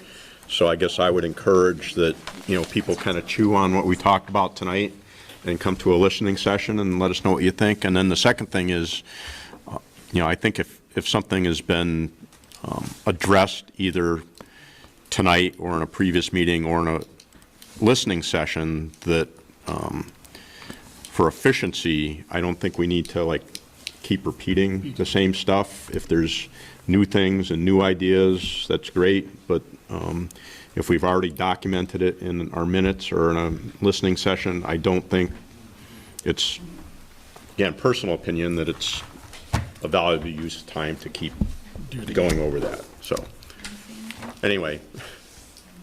Okay, any comments on this item, in the back? Ray? You said on this item? No, not Oh. on this particular item, the general thing. About, I mean, like, Okay, my about name stuff is we're Ray not Dunn, talking I'm about? from South Burlington. Maps are nice, but trying to visualize what's on the ground from a set of maps, you're missing a lot. The first map you showed of the block, of the forest block behind the Windjammer, near the Holiday Inn, I know that area like the back of my hand. I skied down there. There were about, at one time, about 3 miles worth of ski trails intertwined in that whole area. I'd be willing to take you folks down there, since you've already mentioned maybe doing a field visit somewhere. I'd be willing to guide a trip down there, since I know the area, for you to get a look at what's actually on the ground and be able to relate that to these maps. If you want to take me up on it. Okay. Anybody else? This is just in general, not related to anything specific, but when you were talking about cutting down trees or allowing landowners This to is cut their Centennial trees down, Woods over here, right? there are places, years ago, I used to live in Maryland, and I had many, many trees in my backyard, and the state, and I think it was the state, maybe it was the city of Bowie where I lived, I could not cut down a healthy tree, unless it was like in jeopardy of falling on my house. Because we were concerned, we actually called a tree guy out, and he said, nope, I can't cut it down, this is a healthy tree. So if other cities or states have these kinds of ordinances and rules, that might be something you might consider if we're trying to preserve our trees, which we are. So, there are obviously exceptions for diseased or threatening trees, but in general, the city could make rather than doing habitat blocks or core forest and, buffers, generally you can't cut a tree down unless, it's diseased or in danger of harming. Something to consider. Okay. It is helpful to not have side conversations, so. Did you have something for all of us? Or? Yes, I didn't mean to interrupt anybody else though. I thought we were being more quiet. Chris Jensen. So I am gratified to hear the consideration for the interests of the owners of these parcels of land that have been identified, particularly by the Open Space Committee. But there's one parcel in particular that I'm familiar with that is not identified in the Arrowwood study as having any habitat block on it. It is identified as having supporting habitat, whatever that is, but it's across Heinsberg Road from any other habitat block. So that's a parcel that's dramatically impacted by the Open Space Committee's designation, which we know from that report is independent of any on-the-ground determination of resources-worthy protection. Might be a sliver, might be the entire parcel. They didn't go into that. And I think that was in an effort to be fair to landowners. But in the case of this parcel, I think it has exactly the opposite effect. And so I wonder if there's any opportunity for us to talk about whether or how that parcel in particular should be included in this whole process. Is it one of the parcels number I don't know that we want to talk about every individual parcel, but, so, just to be clear, what we've said is that we are not regulating at the parcel level. What we've done is ask the city council to weigh in on if they want to pursue parcel-based anything, putting something on the official map, or, some other targeted conservation effort of some kind. but, you know, our body isn't planning to do anything specific with those parcels, other than, you know, maybe making those potential sending areas for TDRs, but that's kind of a Well, future that- discussion, so. And that brings up the whole question of the TDR marketplace and whether that's really a viable method of compensating landowners. So I'm concerned, I'm just concerned that all of these maps are getting layered together, and that the discussion generally is how the open space committee designations are generally consistent with the Arrowwood report, and I think that's not always true, and it's particularly untrue in the case of that parcel. Okay. So I'm just concerned that's all getting mixed together. And I just have one follow-up. I don't know if I fully understand what the supporting land part means. I don't know if we went over it. So can you describe, or can we understand what that means? Because that didn't show up on any of the maps, but so it doesn't have a habitat block on it, but it was described as a supporting. Yes, that's a good point too. So supporting habitat, which we did mention at a previous meeting, we are also not planning on specifically regulating the supporting habitat that was identified in the Arrowwood study. That was one piece of their analysis when they were working through ranking the habitat blocks. So, you know, at this point, we're only talking about the actual habitat blocks themselves and not the connecting or the supporting lands that they identified as part of their analysis. So. Jessica, he actually reminded me that I forgot I wanted to make a request. Can I make that request now? Sure. I do think in terms of the supporting and any other connectivity outside of what we're seeing our hazards are doing, I would be really interested in the not the IZ open space report group, but our natural resources committee. I'd be interested in them taking a look at that component of the Arrowwood for going forward and seeing what kind of ideas they have that may not be specific regulations, but just I'd love to get their input on that. Yeah, I mean, we can get input from them on things. Yeah, but not pertaining to these regulations. But at this point, we haven't talked at all about regulating that area. And if somebody wants to do that, then we should probably talk about it, but that's... But it sounded like there was some decision made by the Commission not to consider regulating the connectivity and the adjacent. Is that correct? I mean, The supporting. The supporting, I mean. The This is the first connectivity, time I we're think, is talking still about it. open for discussion. We haven't talked We So had, did- we had talked before about regulating the habitat blocks, but that's all we had talked about. So if someone wants to talk about regulating those other things, we could. But we've already heard quite a bit of community input that they're concerned that we're going to. So I think we've only heard negative things about it. So. And the corridors mostly are wetlands that we see on the map, so it's Right. naturally regulated. Right. I mean, I do think that there are interesting things that can be done, whether it's landscaping priorities or just informing the public, or perhaps something that could ultimately suggest ideas for a regulation. But it just seems like a really good opportunity for feedback from the Natural Resources Group to advise us. If they have time to look at that, is what I would recommend. Because our plates, we've got to keep the...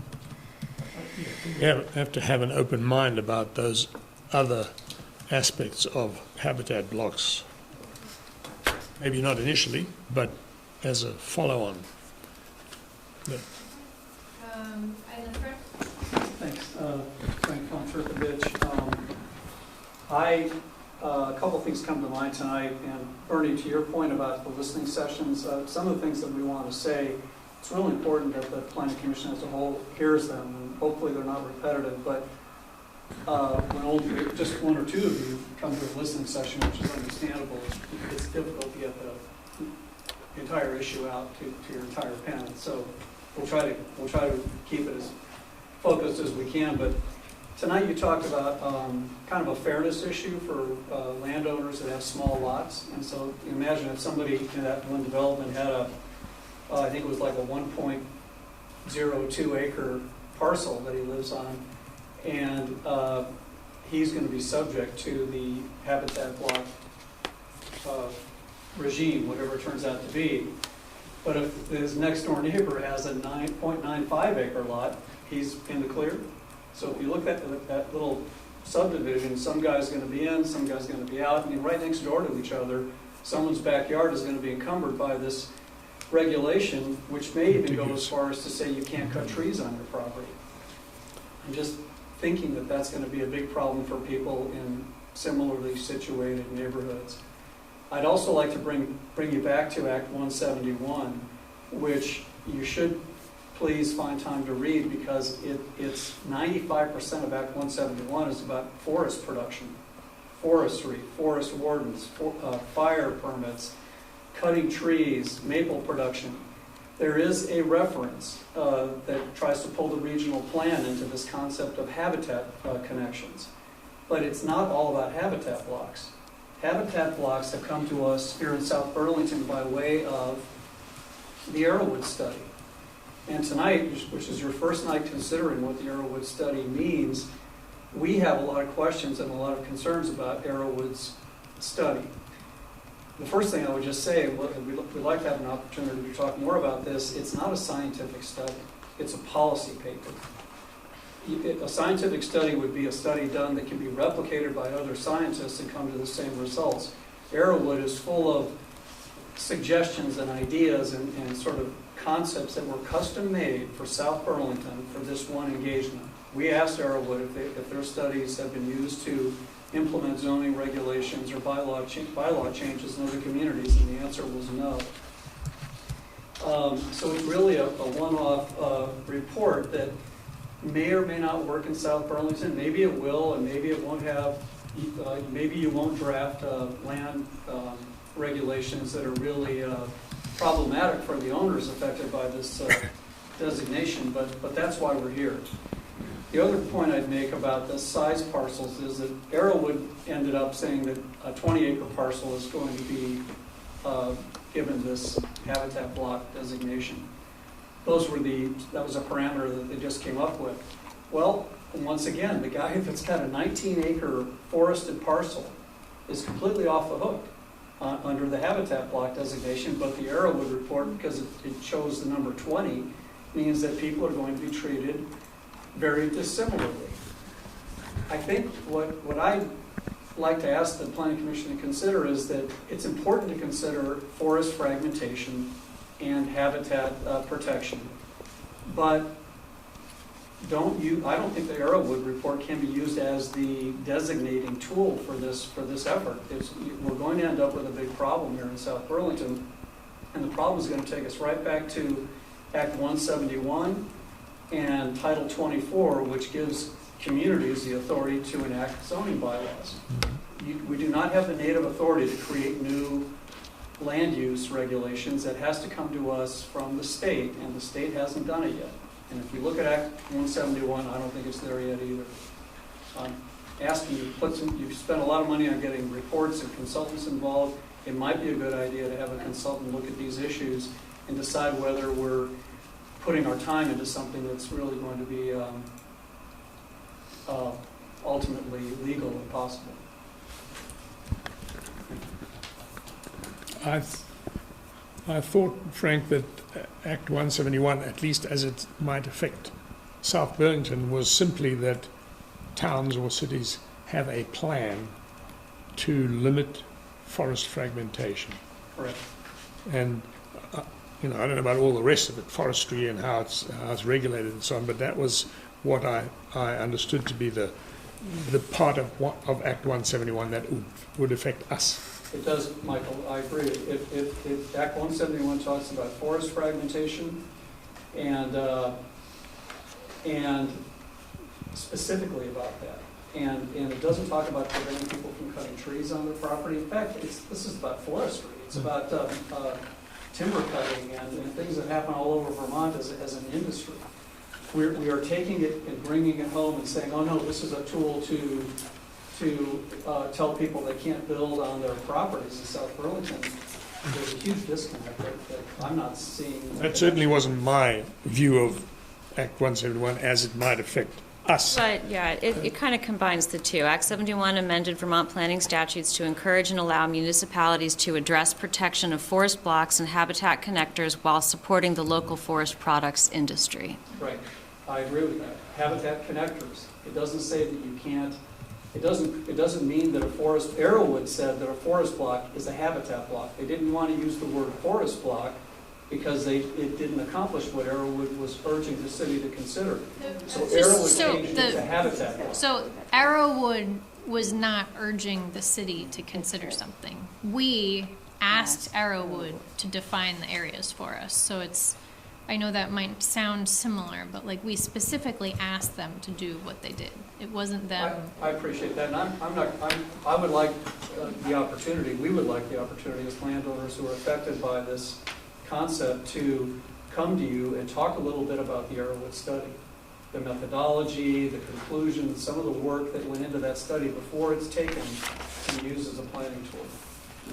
But to your point, Jessica, I totally agree that the city has decided on its own, it seems, to pursue a new land use regulation species, which is called habitat blocks, and I don't find it anywhere in Title 24. I don't agree with you, Frank.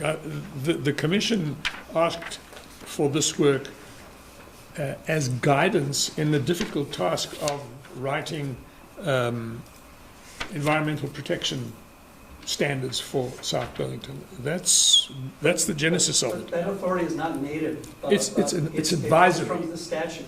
Right, so we'll have our legal counsel look into that part. Thank you. Beck? I had a question that Kathy and Mike know the answer to. The first Arrowwood study. Thank you. State your name. Oh, sorry, Peter Kahn. Okay. The first Arrowwood study, I think that was 2004, and that ultimately led to the creation of NRP. What did they call? What were they looking for? Was that essentially forest blocks as well, or is that something else? Do you know? So there was a lot that went into that one, and most of that predated my time here. They were finishing up in '05, just as I was starting here. But having read everything from them, it was a 2-year conversation, and while Arrowwood is often mentioned, most of what they did was the habitat part of it, the wetlands, the other water resources. There was even some exercises where people sat down with blocks of land to reach the 1.2 balance. Some of that didn't always have a scientific basis. Some of it was a policy basis. So the answer is they did a lot, but not everything. And certainly there was still a lot of policy decided by the Planning Commission and City Council at the time that extended beyond that. Their report is on our website if you want to read it from '04. I was just thinking about where, I thought it was in your consolidated. It's called a Wildlife and Natural Communities Assessment of the Southeast Quadrant of South Burlington, There's a Vermont. section on our And that's website that has July completed 2004. Okay. And you can, as Kathy said, you can look at it, you can get it on the... So the origins were different then? Yeah. Yeah, the report itself is different too. Really I gotta not. tell you, it's real challenging to read. And then one thing, when you guys were talking about the comprehensive plan, and correct me if I'm wrong, I think, I can't believe I'm talking about maps and the comprehensive plan, but map 8 is secondary conservation. Is that right? Map 8, let me look. I think that's, I feel like forest blocks is on map 8. Is that, you guys are on tier 1, tier 2? In the comprehensive plan? In the comprehensive plan. Yeah, so we're... And so just from, I'm kind of getting back to Monica's point. I think we call it forest, something like forest block, and map 8 is the same. Map 8 is secondary conservation areas. I think forest blocks is that one of the? Evergreen forest and mixed forest. Okay. And So deciduous. And that's map 8 is. And deciduous forest. Limited encroachment, I believe. And so that is how forest areas are treated now. I'm going to That's right. dump out and say. And so Monica's point would be more consistent with the comprehensive plan, in the sense of having this core tier 1 and then a secondary. That would be, or tier 2, which would be very wide and secondary, when it comes to that baby. And it seems to me just, with you guys making all these exemptions for little lots or around the backyard of a commercial building, if you went to sort of Monica's concept of the tier 2, then you don't have to have all these exemptions. You don't have to have like all these specific exemptions. That could just be a tier 2 with a limited protocol. Any other comments for tonight? In the back? No, sorry, I thought I'd have a little bit more time to sort of think through what I was going to say, but I guess people are heading out. So, just sort of thinking through like the whole conversation. Oh yeah, can you state your name? I'm Andrew sorry. Gill. Thinking through the whole conversation that you guys have kind of had tonight and what folks in the audience are saying. And I think I've said this at a listening session and potentially or something similar. But it strikes me that most of the time when we get a permit for something in Vermont, that there's a test that you're passing and there are criteria that you're meeting.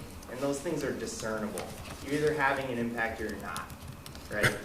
The habitat block, to me, doesn't fall into anything I've ever seen. You are saying that there's something there, but the thing that's there is a thing that I haven't heard of. When I asked the Arrowwood presenter, is there some discernible criteria that an environmental consultant could find? It was sort of intimated that not really, because the forest is sort of the thing.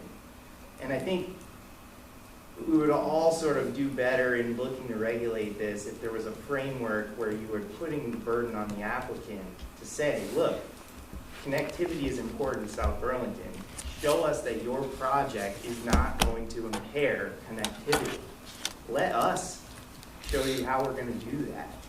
And rather than saying you're in this and sitting here and trying to figure out where is the connectivity and where are the maps and where are the streams, we have a project, we come forward with it, it either impairs connectivity or it doesn't. It's discernible and we bring the experts and the testimony to show you that. And I think it's creating a framework where you're saying, here's what we value, here's what we don't want you to impact.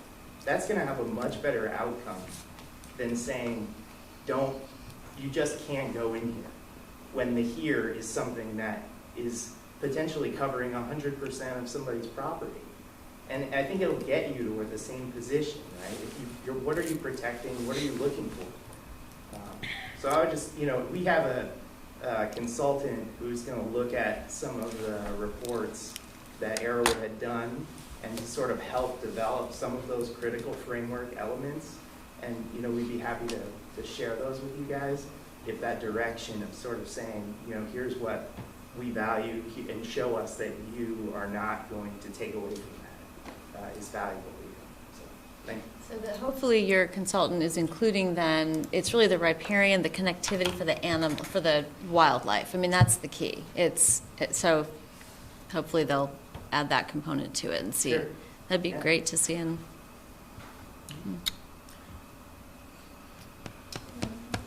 else for tonight? I think we're going to talk a little, this wasn't our last agenda item, but if there wasn't any other comment, I guess we'll move on to the next thing on the agenda, which is talking more about public outreach.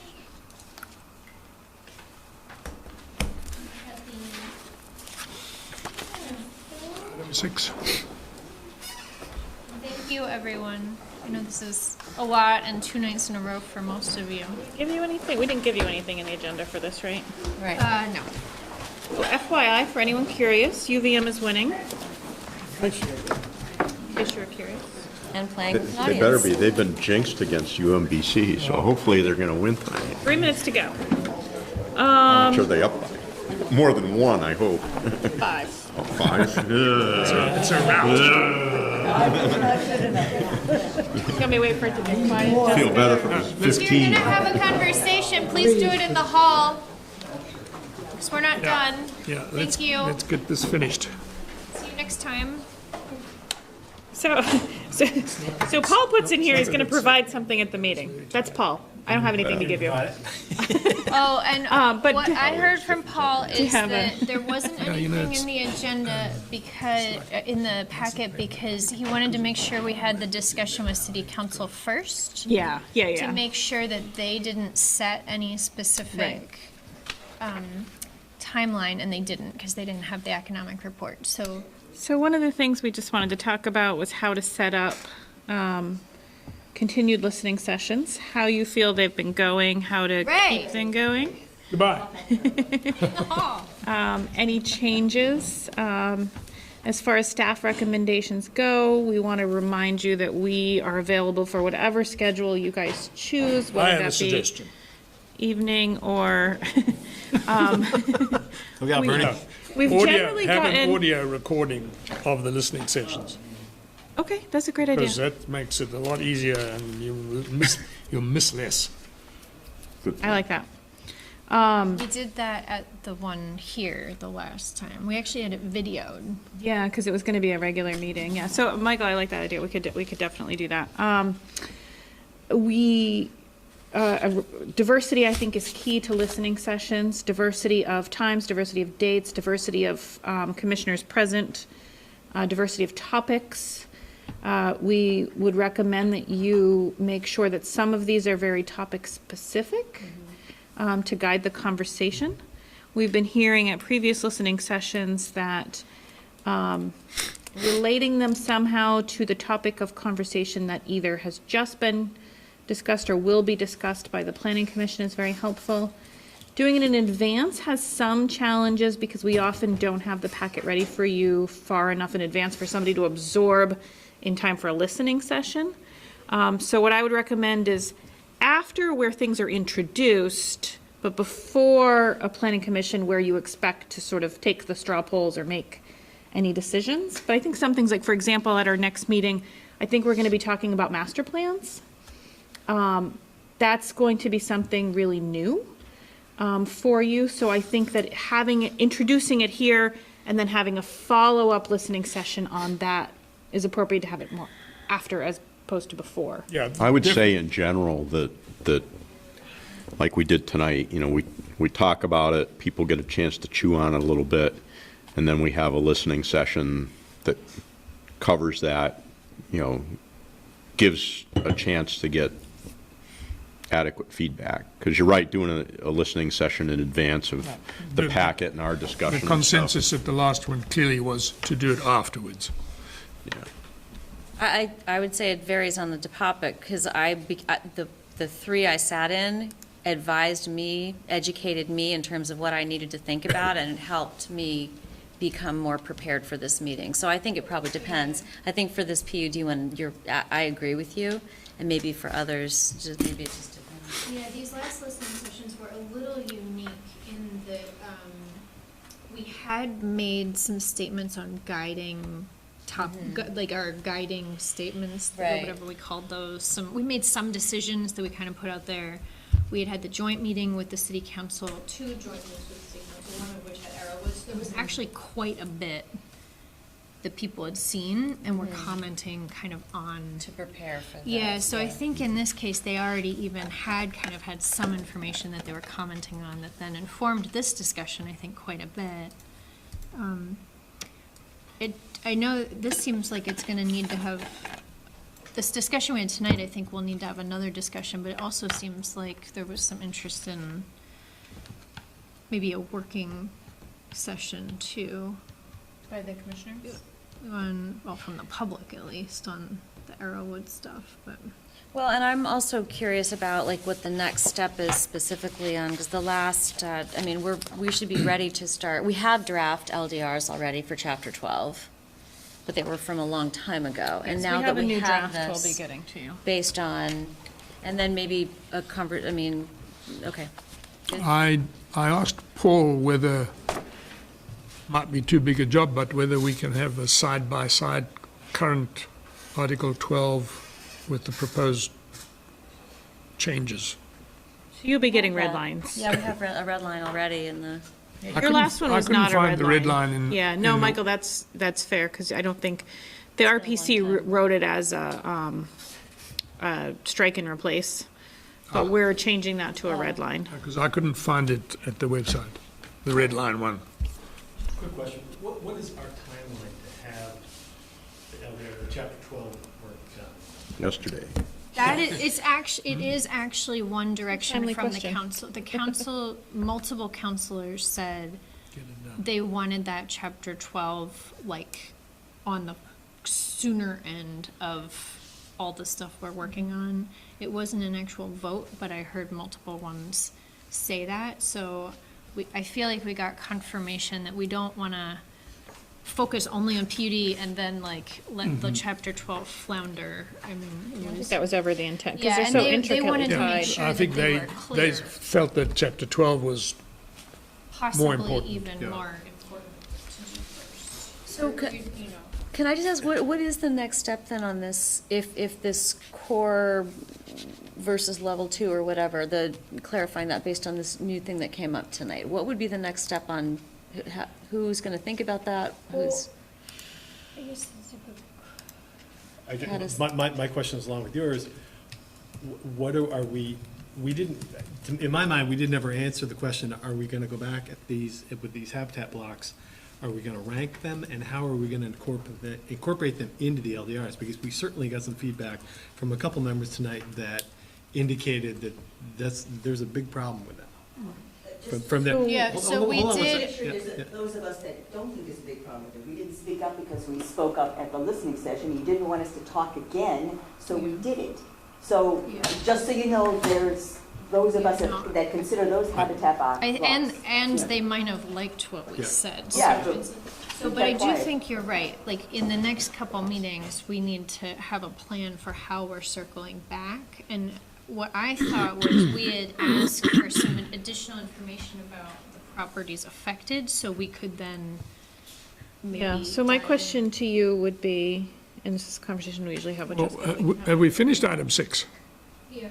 We're talking about the listening sessions and the schedule for the next Yeah. couple meetings, so. Right. So what I've heard is that you do want a little bit more information. I guess the next question would be, is there any more information that would help you reach a final consensus on habitat blocks?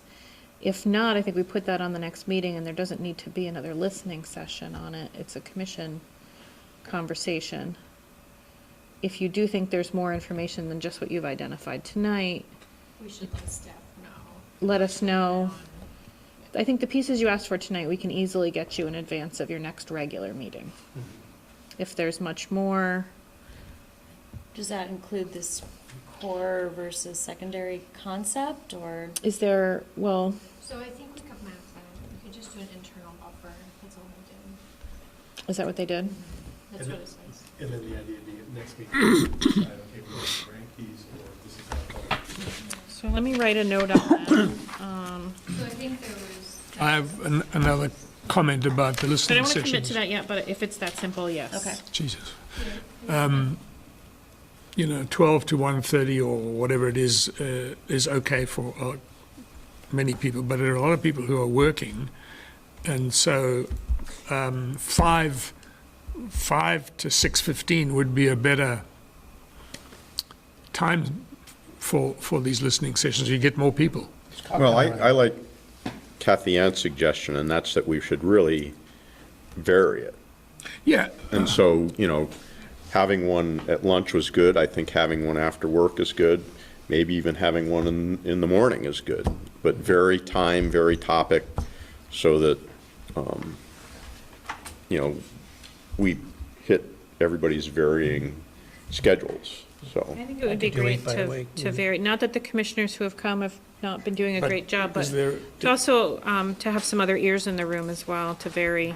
is there a time of the day where you couldn't, for example, Bernie? Well, the workday for me, I mean, Because we heard here that they'd like to see as many of us as possible. yeah. So I could do after work, and I could do first thing in the morning. I could certainly do like an 8 to 9. I could do, yeah. Yeah, so it's better for me to do those two, 8 to 9 or 5 to 6. Yeah. But the middle of the day, generally not. No. Okay. Now, in these listening sessions, the Arrowwood report, Bring Dunkin' Donuts and we can do a the Arrow- 6:30. How's that? the Arrowwood report has been brought up a couple times in these sessions, and obviously tonight. Do we need them to come in at some point and maybe defend that report in some way or justify it? Well, I'd say not that, but I mean, I think Frank brought up a good suggestion that maybe having a block of a meeting for people to come in and give us, a half-hour feedback on, their take on the report. We've gotten Arrowwood's perspective, we've certainly gotten some of the public's perspective, but getting, whatever perspective they have as a dedicated block, I think could be good. Yeah, so I think what specific to scheduling, I think it makes sense to have our next time we talk about it with the additional maps and information we talked about, and then do that. So we've kind of followed up on tonight's conversation, and then I think what you were saying is like our next meeting will probably also have the master plan stuff, so then we would have kind of a listening Plan or session. subdivision, definitely one of the PUD elements. Potentially chapter 12. So I think that makes sense to kind of have us talk about a topic and kind of get our ideas out there, and then have a listening session to kind of get more So feedback. appropriate listening sessions related to topics to come might include a specific chapter 12 work. That I think you would want to do after your meeting. But maybe before. You guys have seen that one a few times now, so that's not a... You need Yeah, to get the a little public bit has it. further down the road before, before getting input.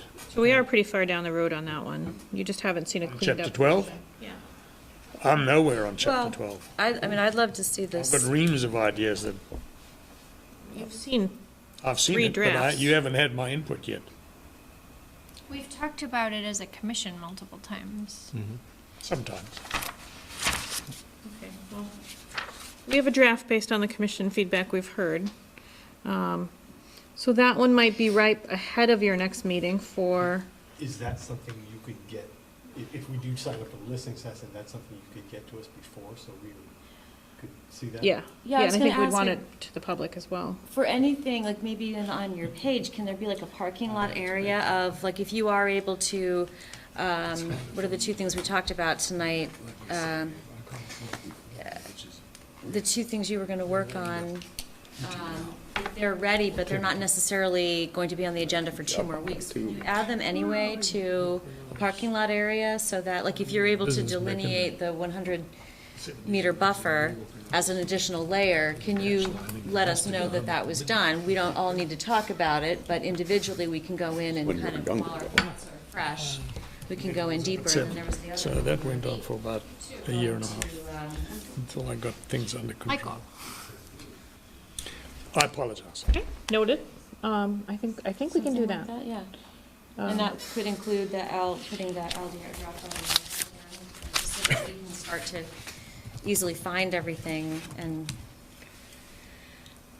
Yes, so back to listening sessions, if you're looking for a potential listening session in the next 2 weeks, one might be on chapter 12, up to you to decide if that's ripe enough for discussion at the public level.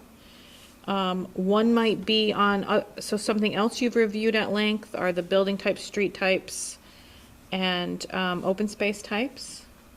Those are probably ripe for a public listening session. A future listening session after your next meeting might be the new items introduced at the meeting, whether it be master plans or subdivisions. I think definitely one of the drafts.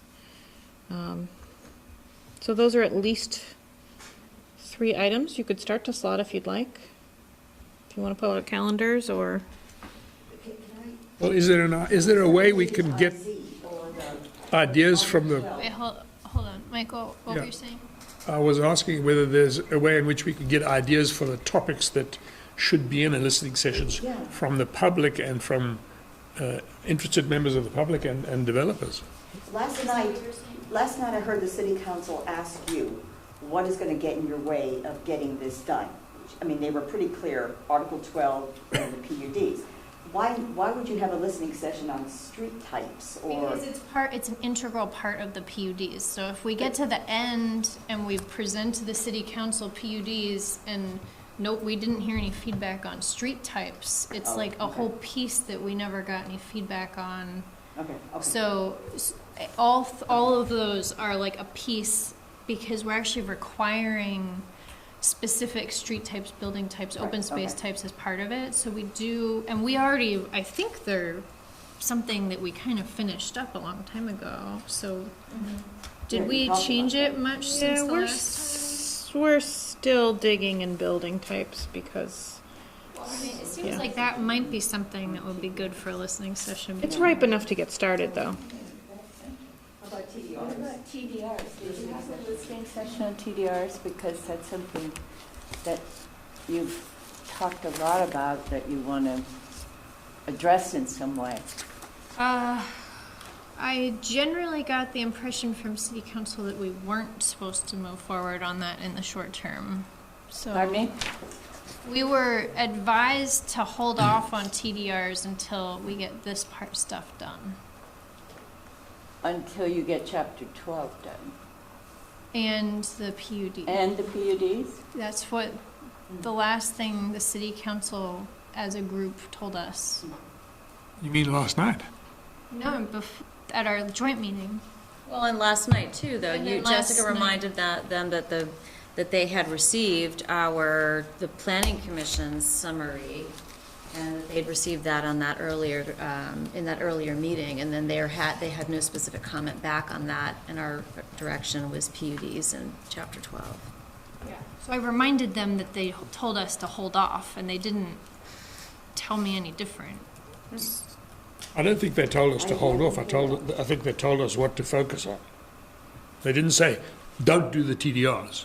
They said, do the PUDs. We want to see LDRs Yeah. on the PUDs. Okay, There's well, in a- any case, There's a difference. I did tell them we couldn't work on anything other than the PUD in chapter 12 during planning commission time to meet their deadline. So, I mean, I think that's kind of the same thing. You're right, they didn't specifically say, do not, but they, They said what you should focus on.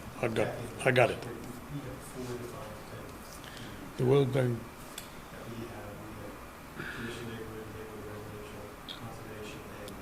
campus.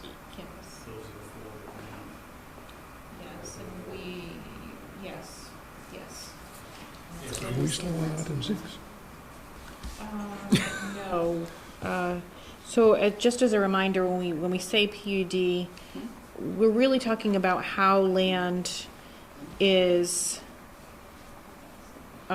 regulated. So it might be that PUD is the tool, but because PUDs have been used for so long for so many aspects, we have to recognize that if something doesn't qualify as a PUD, that the rest of it has to sort of pick up the slack.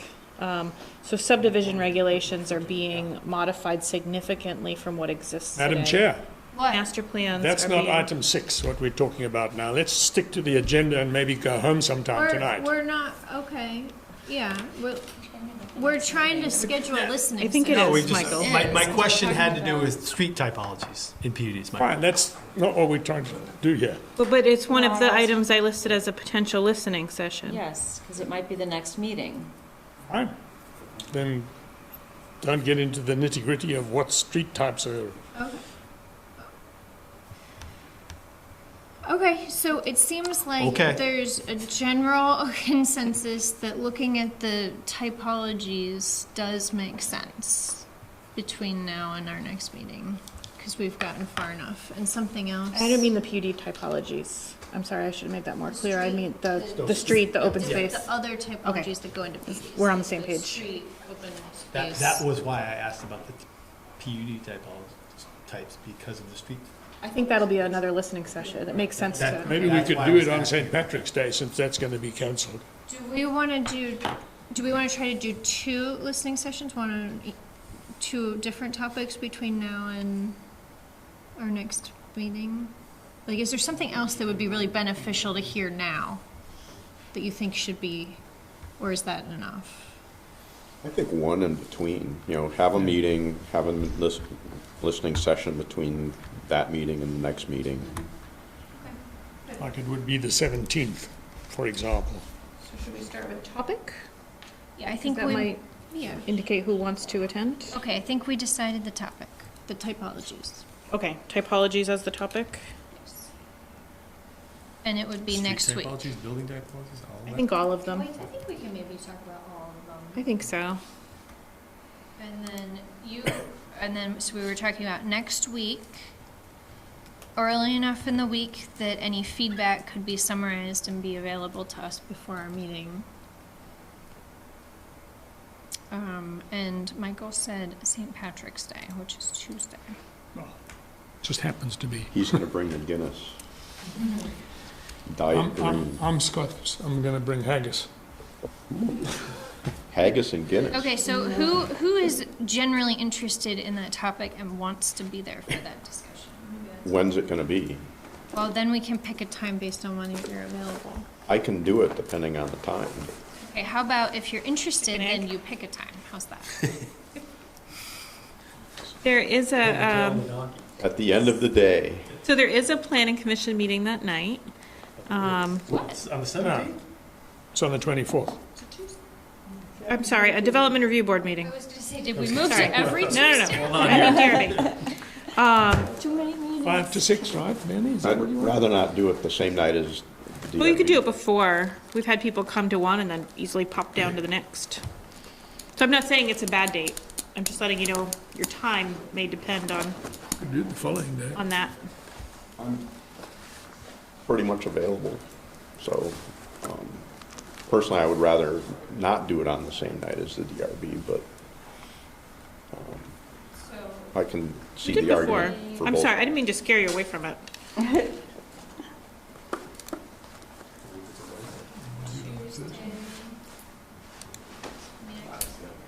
Do it on the 19th. Was there someone else who wants to do it with Bernie? I'm happy to do it with Barry. Okay, so if Duncan and Bernie are both gonna do it, then maybe the two of you can pick. You can do it Huh? We do it on the 18th? Sure. Wednesday, the 18th, right after work. 5:30 start, 5? I'll go. 5:30, because I yeah, think it's 5:30 is worth it. fine. Right down the road. So it doesn't matter. Yeah, 5:30 is fine. 5:30 on the 18th. Thank you both for volunteering. And it's on street typology. All of the typologies, building and open spaces, civic spaces as well. Okay. The only document Wednesday, the 18th at 5:30. is that one sheet where they're all. I'll see if I can come up with an excuse. No. Okay, We so, haven't talked about so- open space typologies. Street topologies, was it? so before we get Typology. like way off topic, we can approve the minutes. Motion to approve the minutes of 19th, 28th, and 25th. Have you read them? Okay, Second. So long ago. okay, all in favor? Aye. I haven't read them. You can abstain. Okay, one abstain. Pass. And we're done. Okay, thank you, everyone.